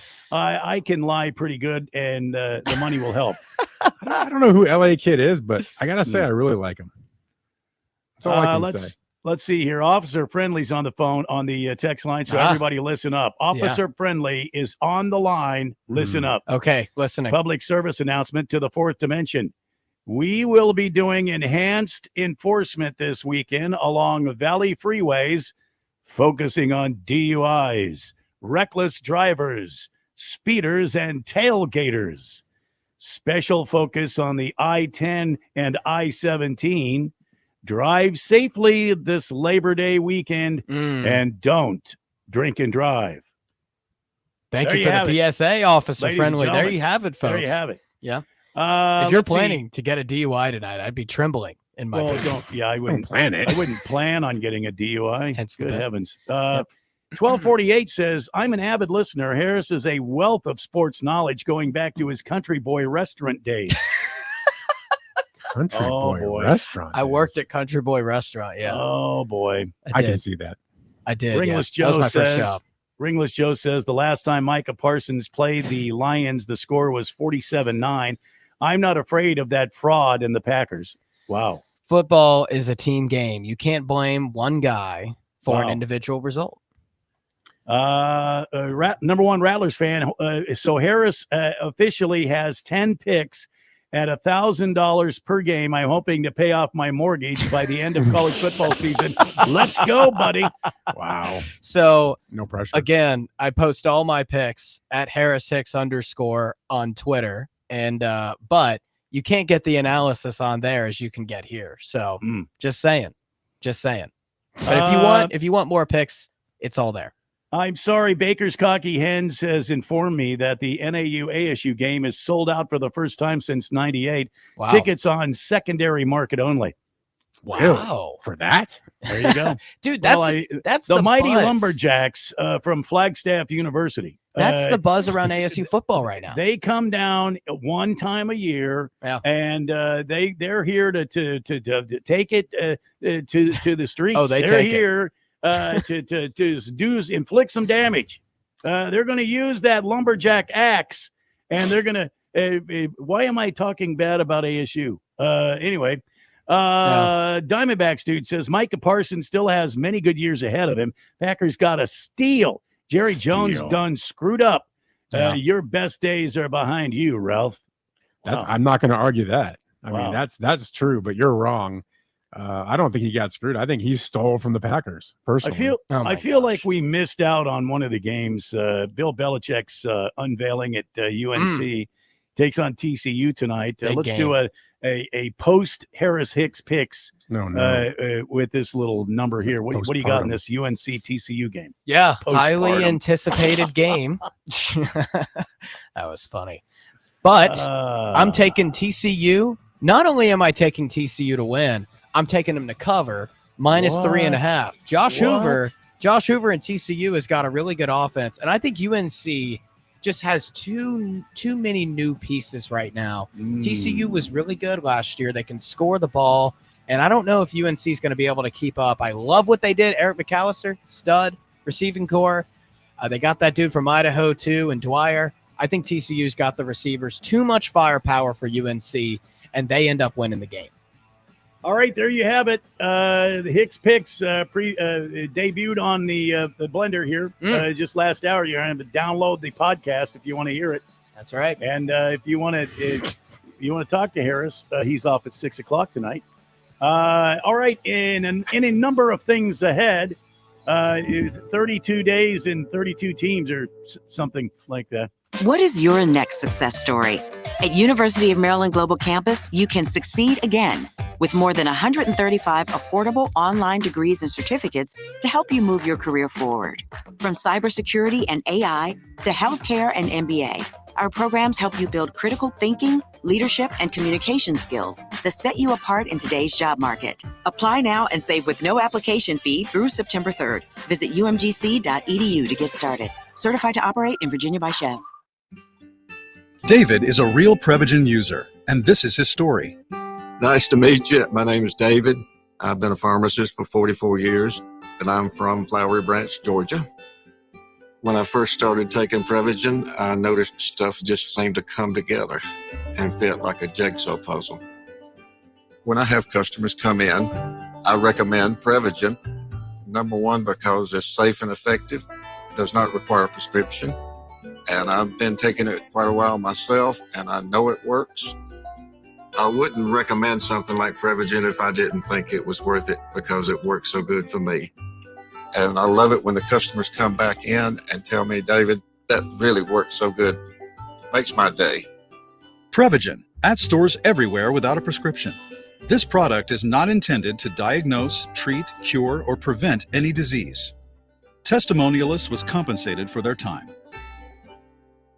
Pima JTED doesn't just work for students, it works for all of Arizona. Hands-on training, real-world skills, high school students become job-ready, and Arizona businesses get the talent they need to thrive. Without a skilled workforce, Arizona can't grow. But with Pima JTED graduates, our entire economy prospers. Join the businesses already investing in Arizona's future. Learn more at PimaJTED.org. That's PimaJTED.org. This message is sponsored by Potoff Private Philanthropy. To all my friends in Arizona, you don't need Gary Kaltbaum to tell you that your power costs are going up astronomically year after year. Last year, APS had a huge rate increase, which impacted so many families. This year, it's SRP's turn. There is a good chance that the federal solar tax credit, your hard-earned federal tax dollars that you will receive and that pays 30% of your solar system, may be going away at the end of December. But I'm here to tell you about the Solar Sandy solution. Don't regret not going solar now. The Solar Sandy solution strives to achieve zero power bills, or very close to zero. And for over 10 years, my friend, Solar Sandy has been helping Arizona families and getting them the federal and state tax credit that helps pay for it. When those bills go up, there's nobody helping you pay your increased power bills. So go to AskSolarSandy.com. That's AskSolarSandy.com and fill out her kilowatt worksheet today. That's AskSolarSandy.com. KQFN Tempe. Also transmitting on K257CD Phoenix at 99.3 FM and K240 EU Mountain Hills at 95.9 FM. It's time for the third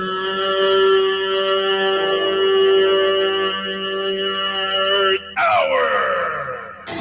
Quiet, people, settle down, because it's time. Time for what? Showtime. When does it start? Right now. 3, 2, 1. Let's get on with the show. Let's do it.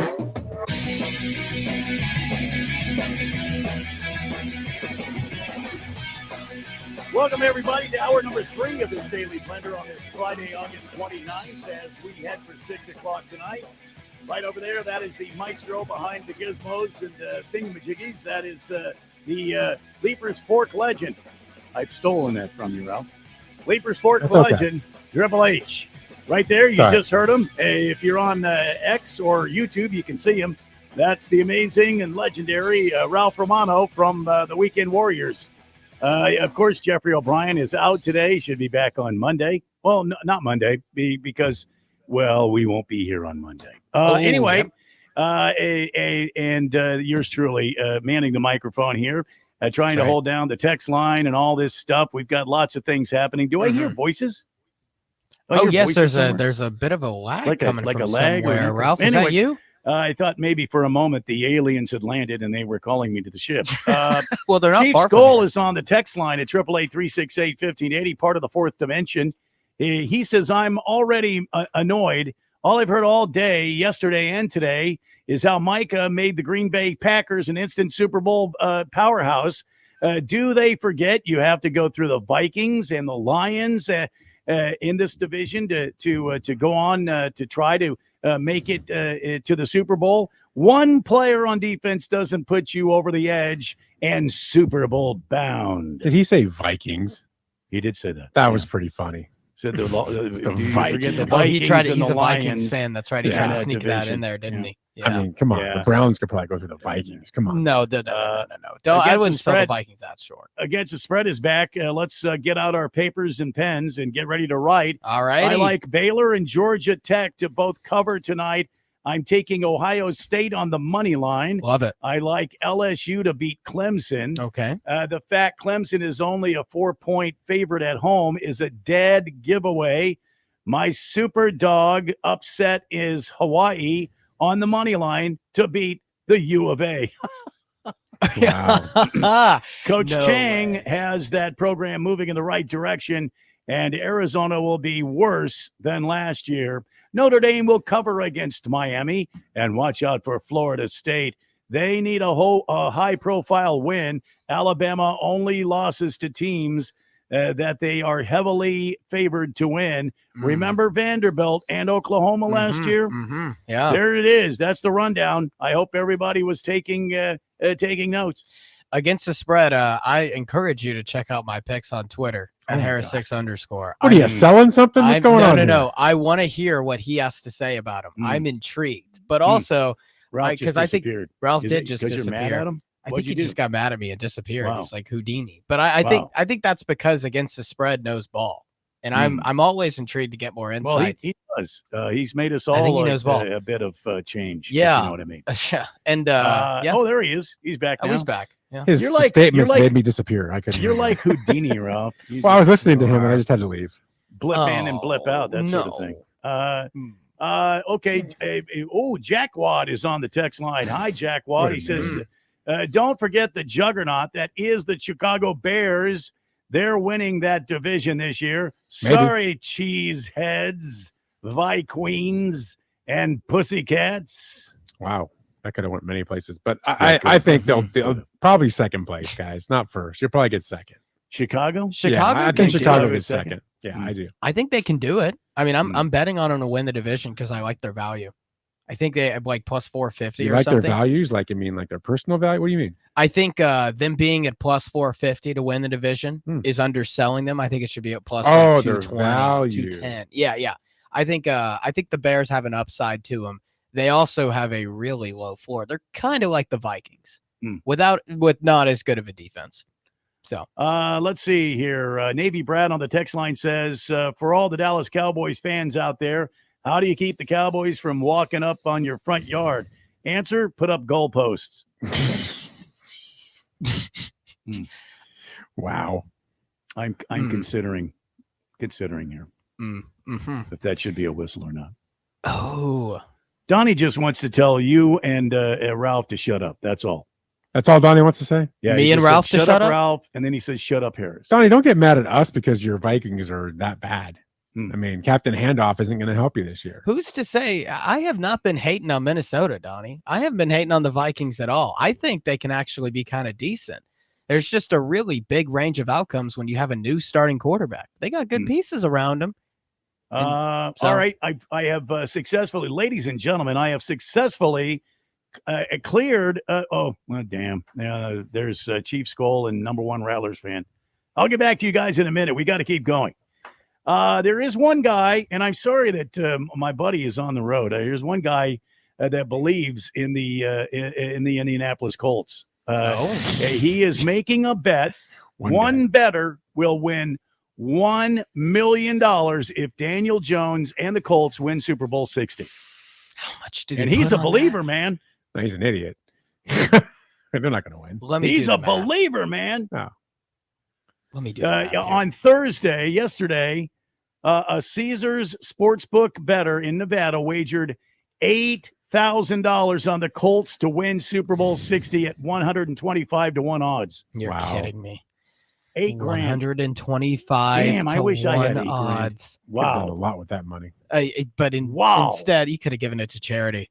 I mean, he is giving it. He did. He is giving it away, giving just it not to to charity. charity. He's Yeah. giving it to his sports book. Yeah. So as if they don't need any more money, right? So one guy apparently believes in Daniel Jones. And well, you've been saying for a while, Triple H, that you believe in Daniel Jones. Wait. When have I said that? You believe in Daniel Jones and that the Colts have a good chance with Daniel Jones. Okay, so here I'll at least explain this. The Colts had a winning record with Anthony Richardson. You've been saying this all along. You've been what? Tooting your horn about Daniel Jones. I didn't toot my horn about Daniel Jones. The savior, and he is. Oh my gosh! He's going to save the Colts. You're kidding me. I did not say that. That had to have been a clone of me or What? someone. Maybe that was Jeffrey. I don't know what Maybe you're talking Jeffrey's about. just gotten you guys this, look very similar. Maybe Jeffrey's just never gotten this said that. dose of optimism. He never said that ever. He just said, "Can we not talk about my Colts anymore?" That's all That he is said. actually what he usually says. Yeah. All right. Well, speaking of the Colts and all that, 32 teams in 32 days, ladies and gentlemen, Harris Hicks is going to feature a team and break it down. Yeah. And today's team is. Oh man, today's team, it's a big day for me, not only with college football opening Saturday, but for a lot of other reasons, because today is the Tennessee Titans. Tennessee Titans. Wow. Ralph, you picked I a knew perfect time to join. Should we just go This will ahead? be short. Should we just go ahead and give our thoughts now? This will be shorter than I Kyler think you Murray. Go guys, ahead. I'll just start with you guys. What are some thoughts here? No. I have none. No. Well, it looks like this is going to be a one-man show then. Yeah. But that's okay. All right. So All right. quarterback went ahead and gave it a D. I mean, running That's back. fair. Yeah, we just don't know what we're getting. Right Yeah, now. you know what you're getting. It's a D. Go ahead. I mean, that could easy moist one. Very easy moist one. Running back, C. I think with C? Tony Pollard and with Tajay Spears, I think if Spears can get healthy, hopefully. I think Pollard's a stud. He's D. efficient. He was super efficient with the Cowboys. He was fighting some injuries last year. I think he'll be more healthy. Wide receiver, I also gave this a C-, and that might be reaching, but I It was like close Calvin. to a D. There's a lot of D there. There's a lot of D on this team. Yeah, there is.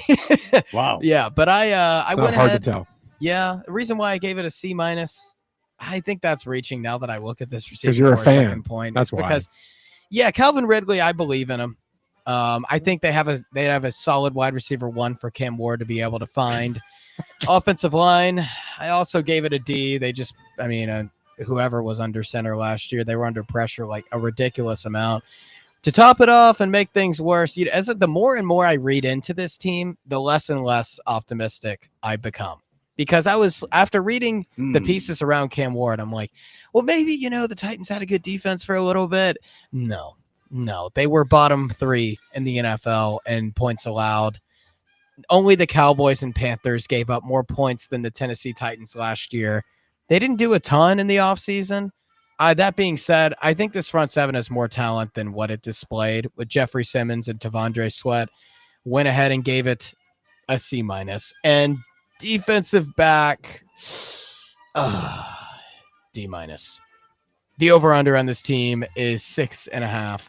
Ralph, I find myself getting more and more depressed the more and more I look into this team because I'm starting to understand and sober up on what type of year this could be for the Titans. And I don't want to go to that realization, but I'm going there. So do you have anything positive to say to convince me? They have really pretty helmets. That's debatable. I like that powder blue. I'm looking at their schedule right now, trying to find wins, and it's really hard to find them. You got to look harder. I figure they probably split with the Colts. Yeah, that's true. Wow. Yeah, you probably beat Cleveland. Yeah, there's one. Dude, this is probably a 3-win team. You might be picking first again next year. No, really, look at the schedule. I mean, there's not a lot there to win. So much for this Arch Manning. Yeah, I'm gonna say 3 wins. I don't see, and I'm only giving you that 3rd win because I figure you'll find somebody on a bad day. Yeah, it's a National Football League. Anything can happen. Yeah, Ralph. I give you 3. Okay. Hater. No, it's just real. That's real. Hater. I think Cam Ward's horrible. I think that's just. Oh my gosh. That's a horrible number 1 pick. You could have done so much better. Oh my gosh. Yeah, it's an Anthony Richardson type pick. It was just a mistake. Randy, how about you start speaking before I turn this guy's mic off? If that's okay. Because he agrees with me. Don't do it, Randy. I give the Tennessee Titans 5 wins. He's being nice. It's under their win total, Like the sports books have the Titans at 6.5. Which is kind of high. This is potentially the weakest division in all of football. Mm-hmm. And so I will give them 5 wins because I think they will just kind of accidentally back into a couple of wins. And there you go. That's my reasoning right there. You got a rookie quarterback. You got a weak division where it's like the Keystone Cops getting out of a car and running around, and it's going to be ugly. Yeah. But I think the Tennessee Titans and their powder blue will have Right. 5 wins. 5 wins. Should probably get Phil to call and he'll make you feel better because he thinks they're finishing second because he's just an idiot. But Does he actually? he has him picked for second. I called him an idiot on the air. I mean, you're just ridiculous. I'm texting Phil. How many wins for the Titans? You're texting him. Oh, I think he had him at 10 wins. It was something ridiculous You're like that. kidding. He had him at 10. Yeah, 10 I mean, I thought he was wins? smoking cannabis that morning. So get this. So I asked Jeffrey, I said, how many wins do you give the Titans? 1.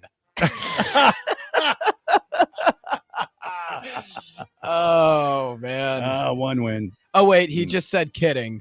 4. 4. He got a little nice there. He's being generous. I said 3. So Jeffrey, 4 wins. Randy, 5 wins. Yeah, I said 5. I, without further ado, am going to say 5 wins for the Tennessee Titans. Here's my wins. Okay. I think they split with Indianapolis. I think they pull one randomly out of nowhere between Arizona, Vegas, New England, and at Indy. They're not going to beat the Cardinals. Let me tell you that right now. I don't think they are either, but I think out of all of those, they could win 1. That's what I'm saying. Maybe. Yeah. I think they win one of Who those. was it? The Cardinals, the Raiders, and who? The Patriots. But they get them at home. They go 0-3 against those teams. Probably. Dang it, Randy. You're supposed to agree with me. No. I think they split against Jacksonville. Maybe. I think they probably sweep Jacksonville. I think they win at Cleveland and they beat New Orleans. Yeah, New Orleans, Cleveland. I've got those two. And then Indianapolis, I gave them 3. It's a tough schedule to start, but towards the end of It's the really year, not just for that team. It is. towards the end of the year, I mean, you get Jacksonville twice, you get Cleveland, you get New Orleans. That it starts getting kind of. That's where you're gonna get your wins. Yeah, you're that's gonna be like one win going into that final few weeks. And it works out that way well because the Titans have a young quarterback who's gonna start out probably sluggish, as most rookie quarterbacks do, and get better and better and better and better throughout the season. I actually think Cam Ward's really good. I like him as a person. Cam Ward. I like him a lot. Dude, as a I person. love when he got in that scuffle with Jeffrey Simmons. He's like, "What'd you learn?" He's like, "Jeff Strong is bleep," and then he just called it that. That was it. That was super cool. But I think he could be a good quarterback down the road, but it's going to Yeah. take time. He's not ready to be a number one. He should not be the number one right now. He should be sitting on the bench learning.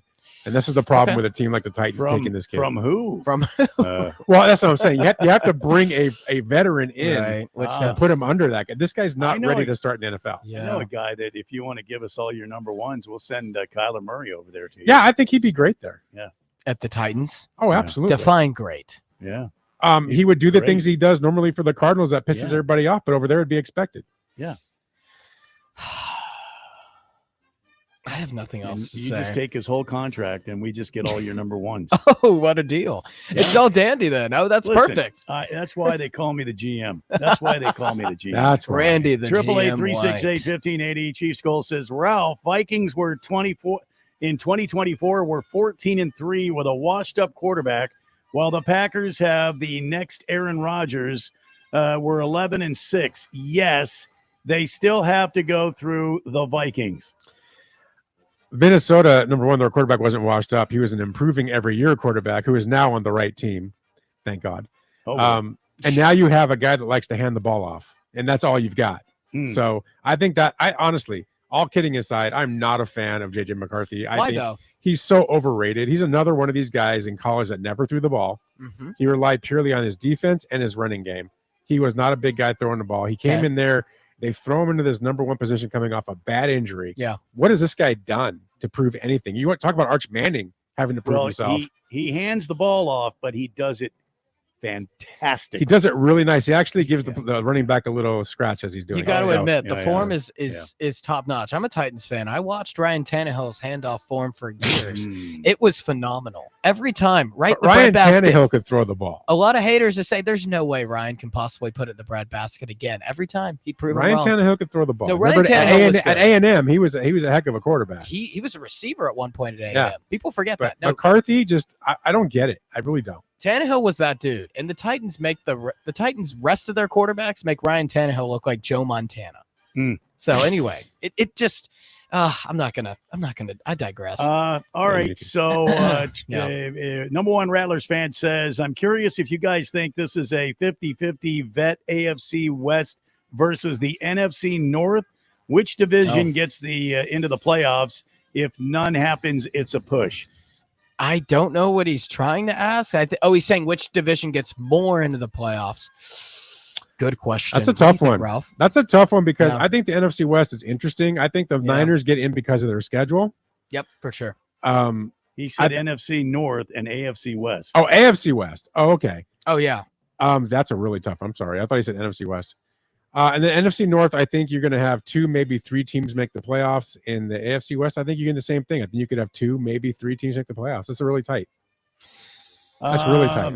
All right. So against the spread says, sorry, Triple H, I'm not a big fan of social media. I don't have a Twitter account because it's a time dumpster. By the way, whoever made that $8K bet on the Colts to win the Super Bowl needs help. Yep. You have a better chance of seeing Bigfoot riding a unicorn down Central Avenue than the Colts winning the Super Bowl 60. I think He's Jeffrey true. made that bet. He's right.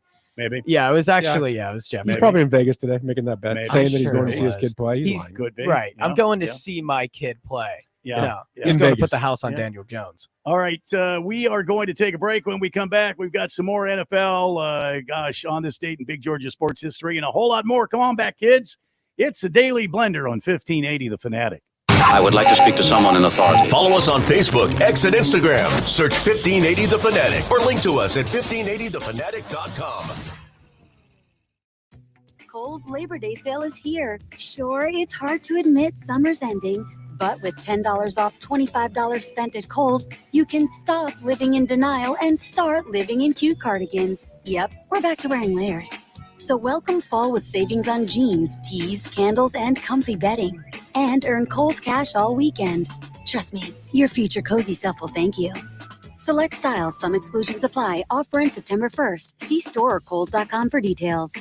If you have unfiled taxes or are in debt to the IRS, this is important news. Did you know the IRS has programs specifically designed to help people struggling with tax debt? Powerful tax assistance programs that can save you thousands if you qualify. No one knows these programs better than the experts at Optima Tax Relief, America's most trusted tax resolution firm. A+ rated by the Better Business Bureau, their award-winning tax attorneys and licensed professionals have resolved over $1 billion of tax debt for their clients.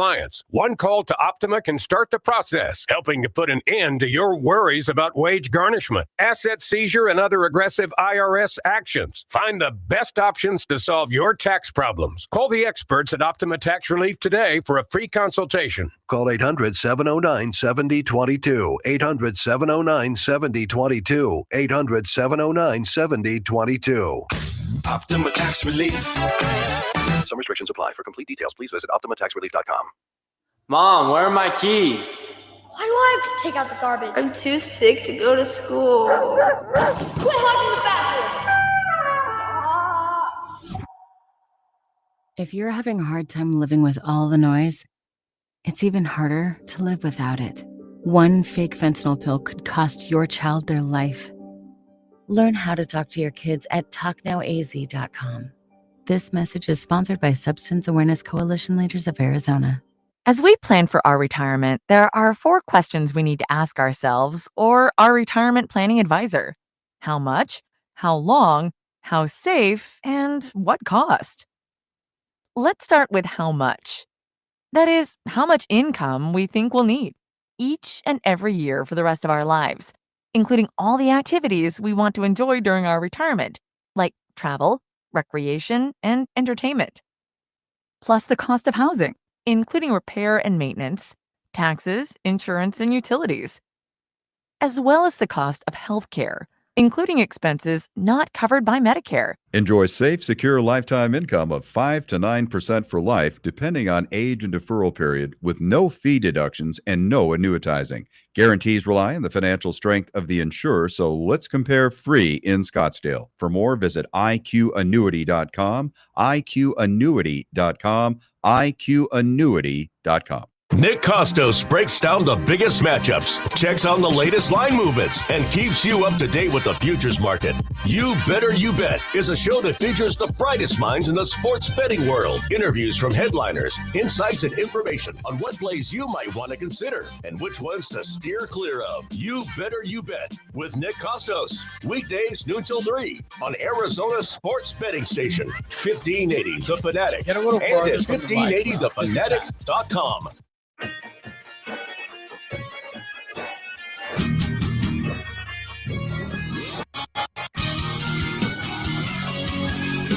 It's the Daily Blender on this Friday. As we're heading towards 6 o'clock tonight, we've been talking a lot of football action. Of course, we had the world premiere of Hicks Picks last hour. We just did 32 teams in 32 days. Yep.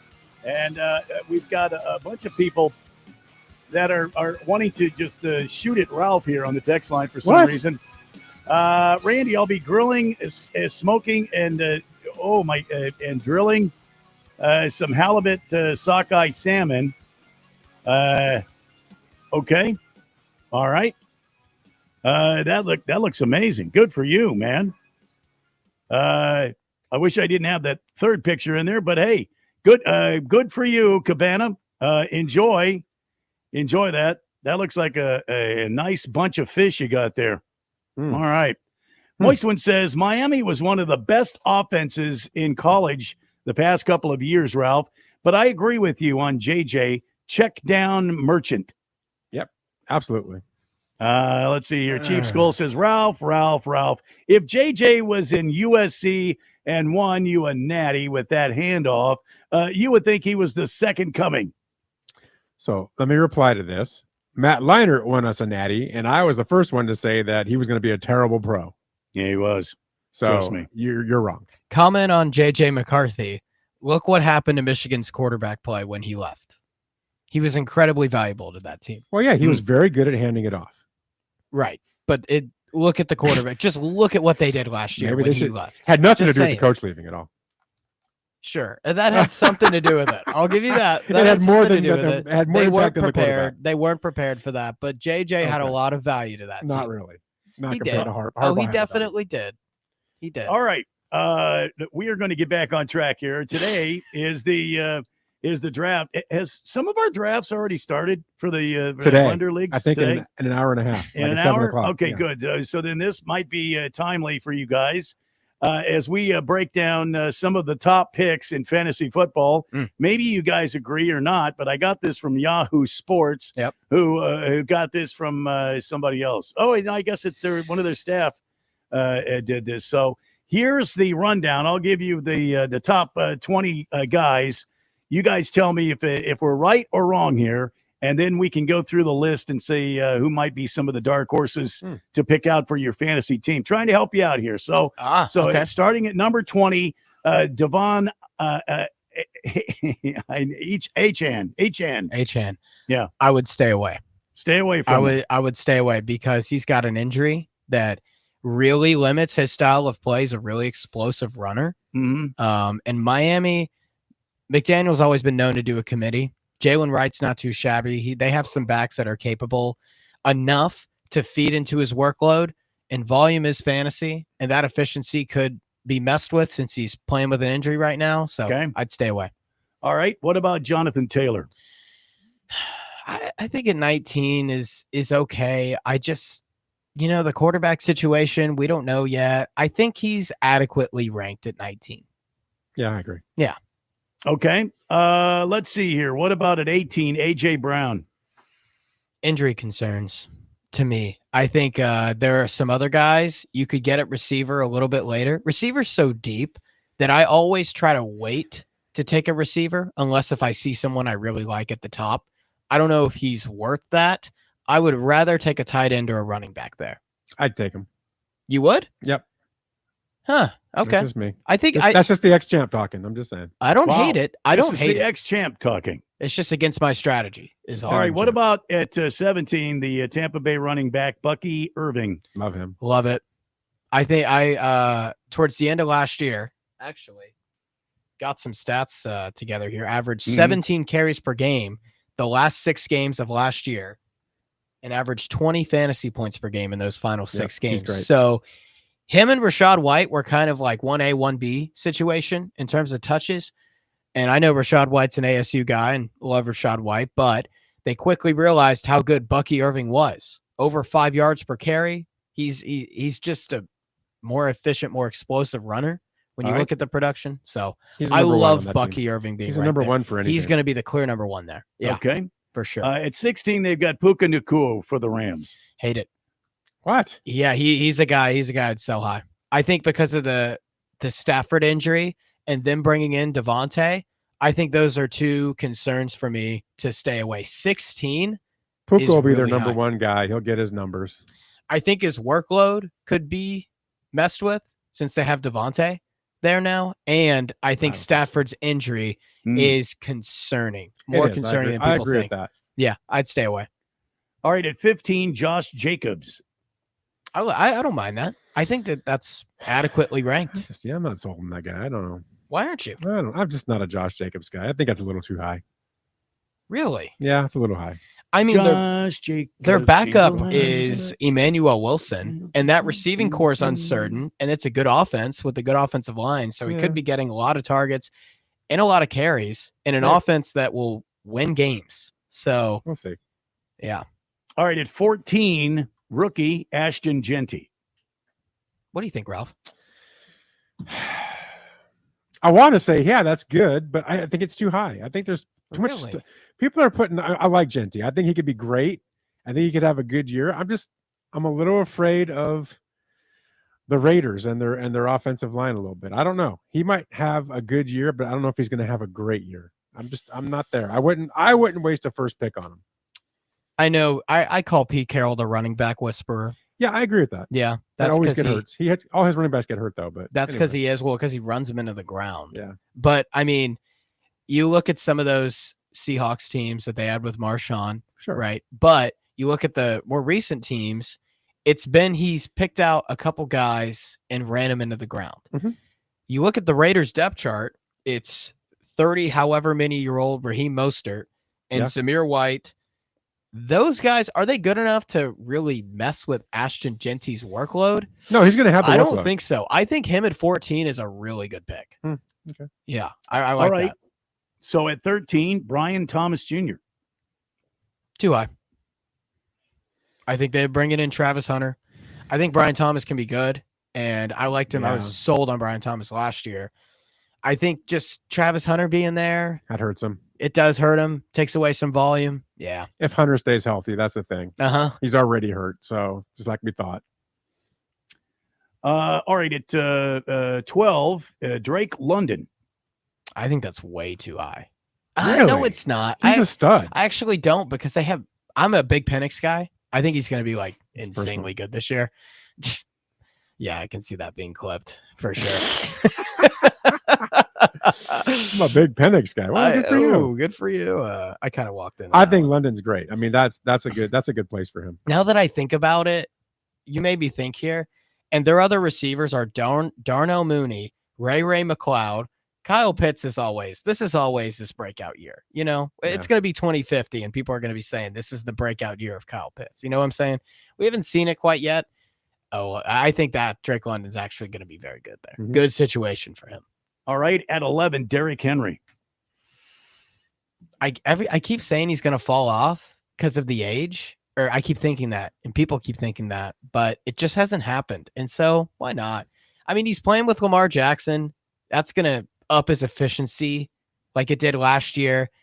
No one is coming and messing with his workload either. He's going to get over 20 carries a game. Yeah, give me all the Derrick Henry stock. I don't hate it there. Yeah, I agree. Yeah. All right, at number 10, Malik Neighbors. Love that. I think Neighbors can be like the near number one overall guy when it's all said and done. And my reason for that is because last year Malik Neighbors had a ton of targets. Not sure if you saw 170 targets last year in 15 games. He missed 2 games and still nearly led the league in that category. So now you're going from Daniel Jones, who was injured at some points even last year, to Russell Wilson. That's a huge quarterback upgrade. And the question for him was always efficiency. You know, he was only averaging, a little under 7 yards per target. I think that goes up too. I think he's going to be like 110, 115 receptions. I'm all in on Malik Neighbors. Cautiously optimistic. Deep ball from Russell will be a big thing for him. For sure. But I hate the fact that he has injury issues. So cautiously optimistic. Hey, he only missed 2 games. But Harris 1248 on the text line said, did Harris just say he was a big Penix guy or a big penis guy? I can attest to the fact that Harris likes the ladies. He was known as the Leapers Fork stud around town. Wow. Now you're dying to know who that is, aren't you? You want to tell that story or leave it where it sits? I don't know who that is. All right. Yeah. I think you do. At number 9, Christian McCaffrey. What do you think, Ralph? He scares the heck out of me. Yeah. I love Christian McCaffrey. I am no longer looking at him as somebody you take in the first round. He pushes out of the first round because of his injury issues. You know, it's not a matter of if, it's a matter of when he gets hurt. I can't. I wouldn't touch him. Not with a 10-foot pole. Okay. I agree with Ralph here. Yeah. You should do. All right. So on the text line, Hamilton Porter says fantasy, Bijan or Saquon? Bijan. Saquon. Really? Yeah. Wow. The injury thing scares me. Guys I know. getting that much. Have you seen the stat with guys after 2,000-yard seasons? Yeah, I know. It's crazy. I know. It's I'm like- looking at a downer year from him, but I think even with a downer year, it'll be good. It's like every single guy ever has gotten hurt after their 2,000-yard season. I don't know what it is. It's Yeah. just it Because just the bodies scares me. just ran all those yards to go 2,000 yards, and the body's beat up. Yeah. It takes time to recover, but I Yeah. still think he's a good pick. You Chief got to take Skull, him. Chief Skull says 1248 is a big George burner phone. Could be. That's very possible. The Beeve says must only be a couple of people in that town. He's not wrong. There only was. There wasn't many. Moist One says Ralph hit the nail on the head. Harbaugh left. Yeah. That's what happened. But also McCarthy left. That Had was nothing to do with huge McCarthy. for them. Yes, it was. You could have went in there and handed the ball off as He long as Harbaugh was there. 72% of his passes. Of his He was a 5-yard top passes, 10 I know. NFL draft pick. 72% of his screen Reason passes. the Good job. scouts loved him. They were not screen passes. He didn't throw. They were not He screen didn't throw passes. deep. All right, you No. two, back to fantasy football. At number 8, Amon Ross St. Brown. Love him. Really? Why is that? I love. Well, he's an SC guy for one, but I love him. Doesn't Does he he- speak like 5 different languages? And he produces every year. I like him. Okay. I think All right, uh, at seven, Nico oh. Collins. don't love it. Just because the Texans took so many receivers in the draft. I sort of wonder why they did that. Like they had some other weaknesses to fill, but they took those 2 Iowa State guys and Higgins and Noel, and they got Christian Kirk. So that workload, when we're talking first round, like when you're first round, you have to be talented and have a lot of volume. No questions asked. Yeah. And Nico Collins is talented, really good receiver. Another receiver that, by the way, out of Michigan. So that McCarthy helped out. But that being said, I think this is a little bit too high for him because I don't know how many targets he's going to get. It's a little high. I agree. It's a little high. Yeah. He did good for me last year. Yeah, he's good. He's really good. as At a number player. 6, JJ, Justin Jefferson from Minnesota. It's too low. Really? I think it 6 should be is higher. too low for him. Yeah. Because even that thing, McCarthy, will still get the ball to him. How does it always keep coming back to him? The handoff king. He'll throw a lot of screens to JJ, and then he'll just run. I mean, All right. Jefferson All will right. just go. All right, at 5, CD Lamb. Too high. Just a little bit. Yeah, I agree. They Too high. will be throwing a lot of passes because this defense is not going to do him any favors. But them bringing in Pickens, I think is going to mess with his workload a little bit. He's got 150 targets last year in 15 games. I think that goes to like 130, 140, which is See? enough to knock him out of the first round to me. I think them bringing in Pickens actually helps him out because Yeah, it could. now he's not going to be double teamed. Dak's Yeah. going to have two different looks at 2 different guys. So I actually think it helps him. Not going to worry about His, any of that. his banjo biggest coverage. issue is Dak is throwing the ball. Yeah. Oh my well, gosh. yeah. Well, He's the Dak will strength of he'll that get team. injured early, and it'll be somebody else. And it'll be Joe Milton. Yeah. That'll be better. All right, at number 4, here we go. Our top guys here. Number 4, Jahmyr Gibbs. Why wouldn't you love Jahmyr Gibbs? Yeah, you have to. Yeah, I mean, look, the only question with Jahmyr Gibbs is the Lions have David Montgomery and some other guys that are just good enough to make sure he doesn't get that Bijan Robinson or Saquon Barkley, Derrick Henry type workload. That's my one question with Jahmyr Gibbs. But as an individual player, I love Jahmyr Gibbs. He's one of the best athletes I've ever seen in person. He was All right. so unbelievably quick at Alabama. It baffled me. At number 3, Saquon Barkley. Yeah, love him. I mentioned the 2,000-yard thing, man. He won me my fantasy championship last year. I mean, Yeah. there's no doubt about it. I mean, I rode him all year. Yeah. So you guys Yeah. are good with that at 3 then. Yeah, I think he could even be 2 or 1. I think he's All right. I think he's just too high, and it's an irrational thing for me. But every single 2,000-yard guy has gotten hurt the next season, like every single one, and there's been like Wow. 9 of them. So that scares me. All right, number 2, Bijan Robinson. Love it, man. I think he's going to get a lot of targets. I think Penix takes a step up. I'm not going to say it again about what I think yeah, of Michael please don't. Penix. Please don't. I will not, but I'm a believer in him, and I think the Falcons I'm a are believer in that quarterback. Believer in Penix. who shall not be named. I think he's a little too high here. I think it's a little too high. Why do you think that? I think he should be 4 or 5, not 2. I put Saquon Gosh, ahead you're of so him. nitpicky. I put Saquon ahead of him. Everything you just have to just Yeah. nitpick. I don't do that. I don't do that with my fingers. I don't know what you're doing there, but. All right, number one, before we go to break, number one, do you agree, Jamar Chase? Do you want to go first? I agree. I mean, I agree. Jamar Chase, number one. I have no problem taking him in the first round, number one. Yeah, another defense that's not necessarily doing him any favors. 175 targets last year. Holy crap. I think that goes slightly down, but nonetheless. Not much. Not a whole lot. Man, I think he falls to he's me still the again guy. at number 6. Yeah, he's still the guy. I think he's up there in that top I will 3, top snap 5 him tier. up. You're picking He's there. 6? Yeah, How'd you get such a good slot? just lucky, I guess. But why do you think 6 is a good pick? Because I never get 6. I'm always like 10, 11, 12 every time. And then Randy just beats me anyway, but still. Saturday. Oh. I think you just accidentally said I think 6 there. that streak is He coming said I to an never end did. this year, Ralph. No, I haven't beaten you yet. I think it's coming. I beat Ralph by like a 10th of a point. Yeah. one time. It Wasn't was a point. brutal. Last year. Awesome. I felt so bad for him. No, you didn't. You loved Dude, it. we gotta print that score and frame it in the studio. I hate playing against the guys on the show. I hate it. I hate it. I hate it. Okay. I love beating Jeffrey. Okay. I would also love beating Jeffrey too. Yeah, he was easy to beat last year. Oh, was he All right. really? He wouldn't tell you that. Oh, He that's was funny. terrible last year because he auto-drafted. Hefty Lefty once again says Harris is a big Penix guy. That's gonna be Random recorded. texter. Did Ralph just say he rode Barkley all year? All year. That's a little tougher than being a Penix guy. Why do you think you're smiling all season? All right, more of your texts. The Fourth Dimension leading us home on this Friday on the Daily Blender here on 1580 and 99.3 The Fanatic. All systems go. Listen to our live stream on your phone at 1580thefanatic.com.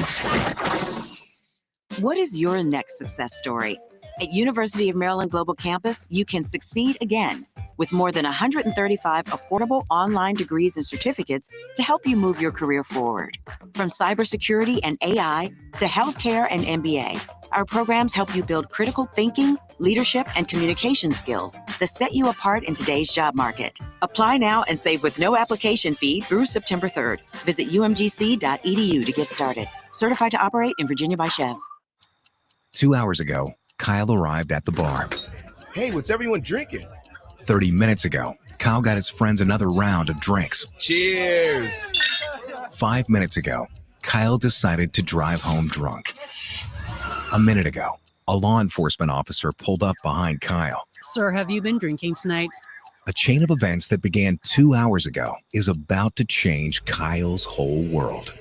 Drive sober or get pulled over. Paid for by NHTSA. To all my friends in Arizona, you don't need Gary Kaltbaum to tell you that your power costs are going up astronomically year after year. Last year, APS had a huge rate increase, which impacted so many families. This year, it's SRP's turn. There is a good chance that the federal solar tax credit, your hard-earned federal tax dollars that you will receive and that pays 30% of your solar system, may be going away at the end of December. But I'm here to tell you about the Solar Sandy solution. Don't regret not going solar now. The Solar Sandy solution strives to achieve zero power bills or very close to zero. And for over 10 years, my friend Solar Sandy has been helping Arizona families and getting them the federal and state tax credit that helps pay for it. When those bills go up, there's nobody helping you pay your increased power bills. So go to AskSolarSandy.com. That's AskSolarSandy.com and fill out her kilowatt worksheet today. That's AskSolarSandy.com.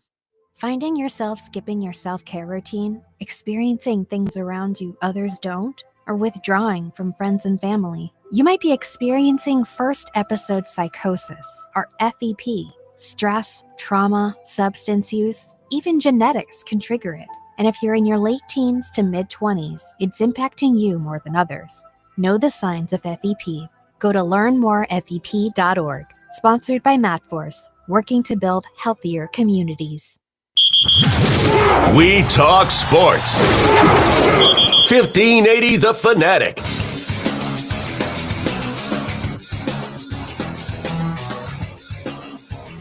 It's the Daily Blender here on 1580 and 99.3 The Fanatic.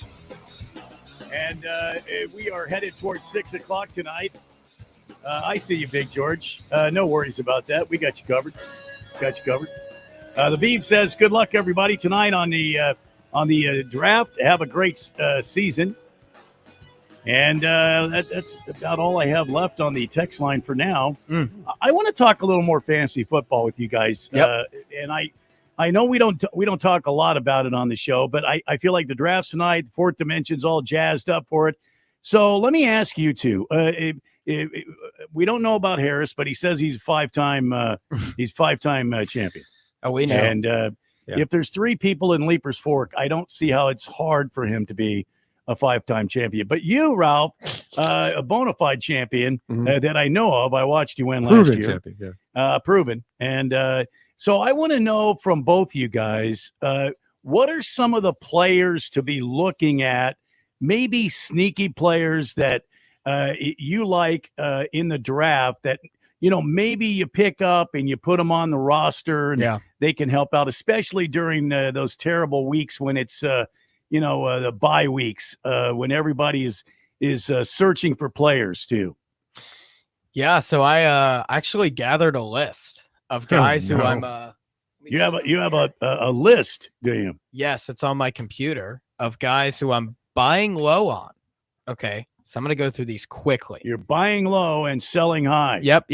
Ladd McConkey, ADP 29, 57 targets in his final 6 games, 22 points per game in fantasy. Come on now.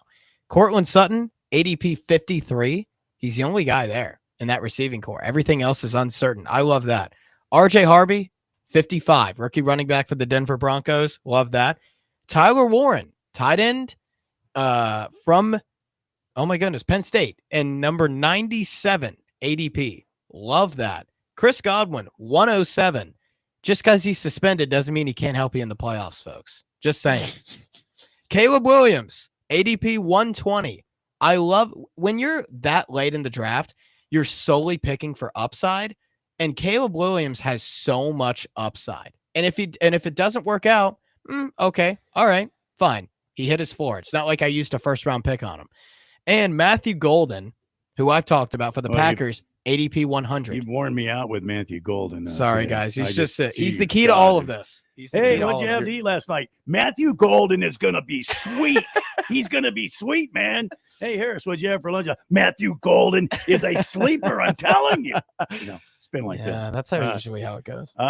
Anyway, there's some to look out for. Ralph, do you have any suggestions for the Fourth Dimension on people to be? Now, remember, we have a mixed crowd here. Yeah. We have rookies, we've got veterans, we've got youngsters, we've got old timers.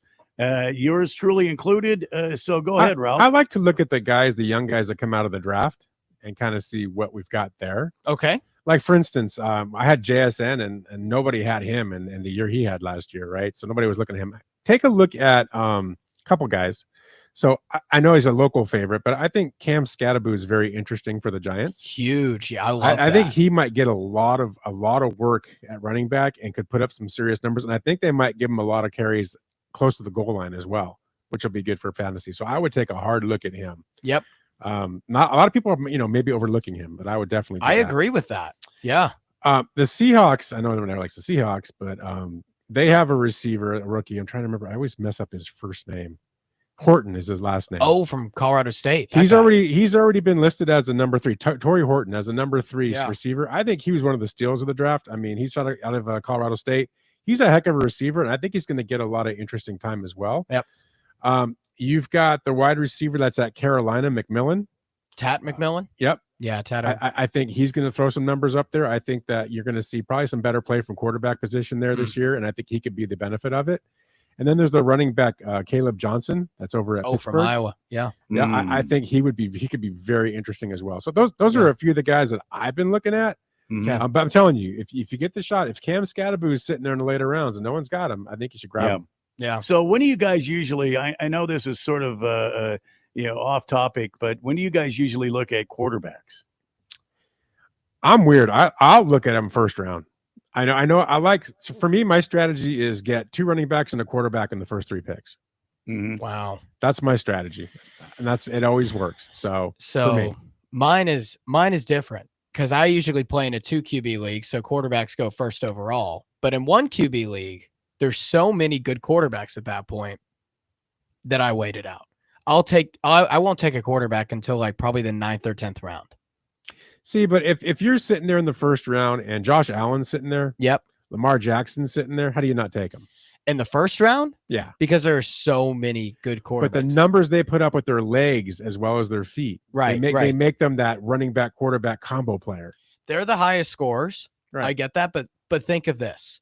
If you use a first round pick on a quarterback, well, you've sacrificed strength at running back or tight end, really thin positions, and quarterback. There's a lot of options in those late rounds. So I want to stack up on running backs and tight ends because I'll have an advantage over the league because no one else will have them. Because if you, in this strategy, you'll take most of the good ones.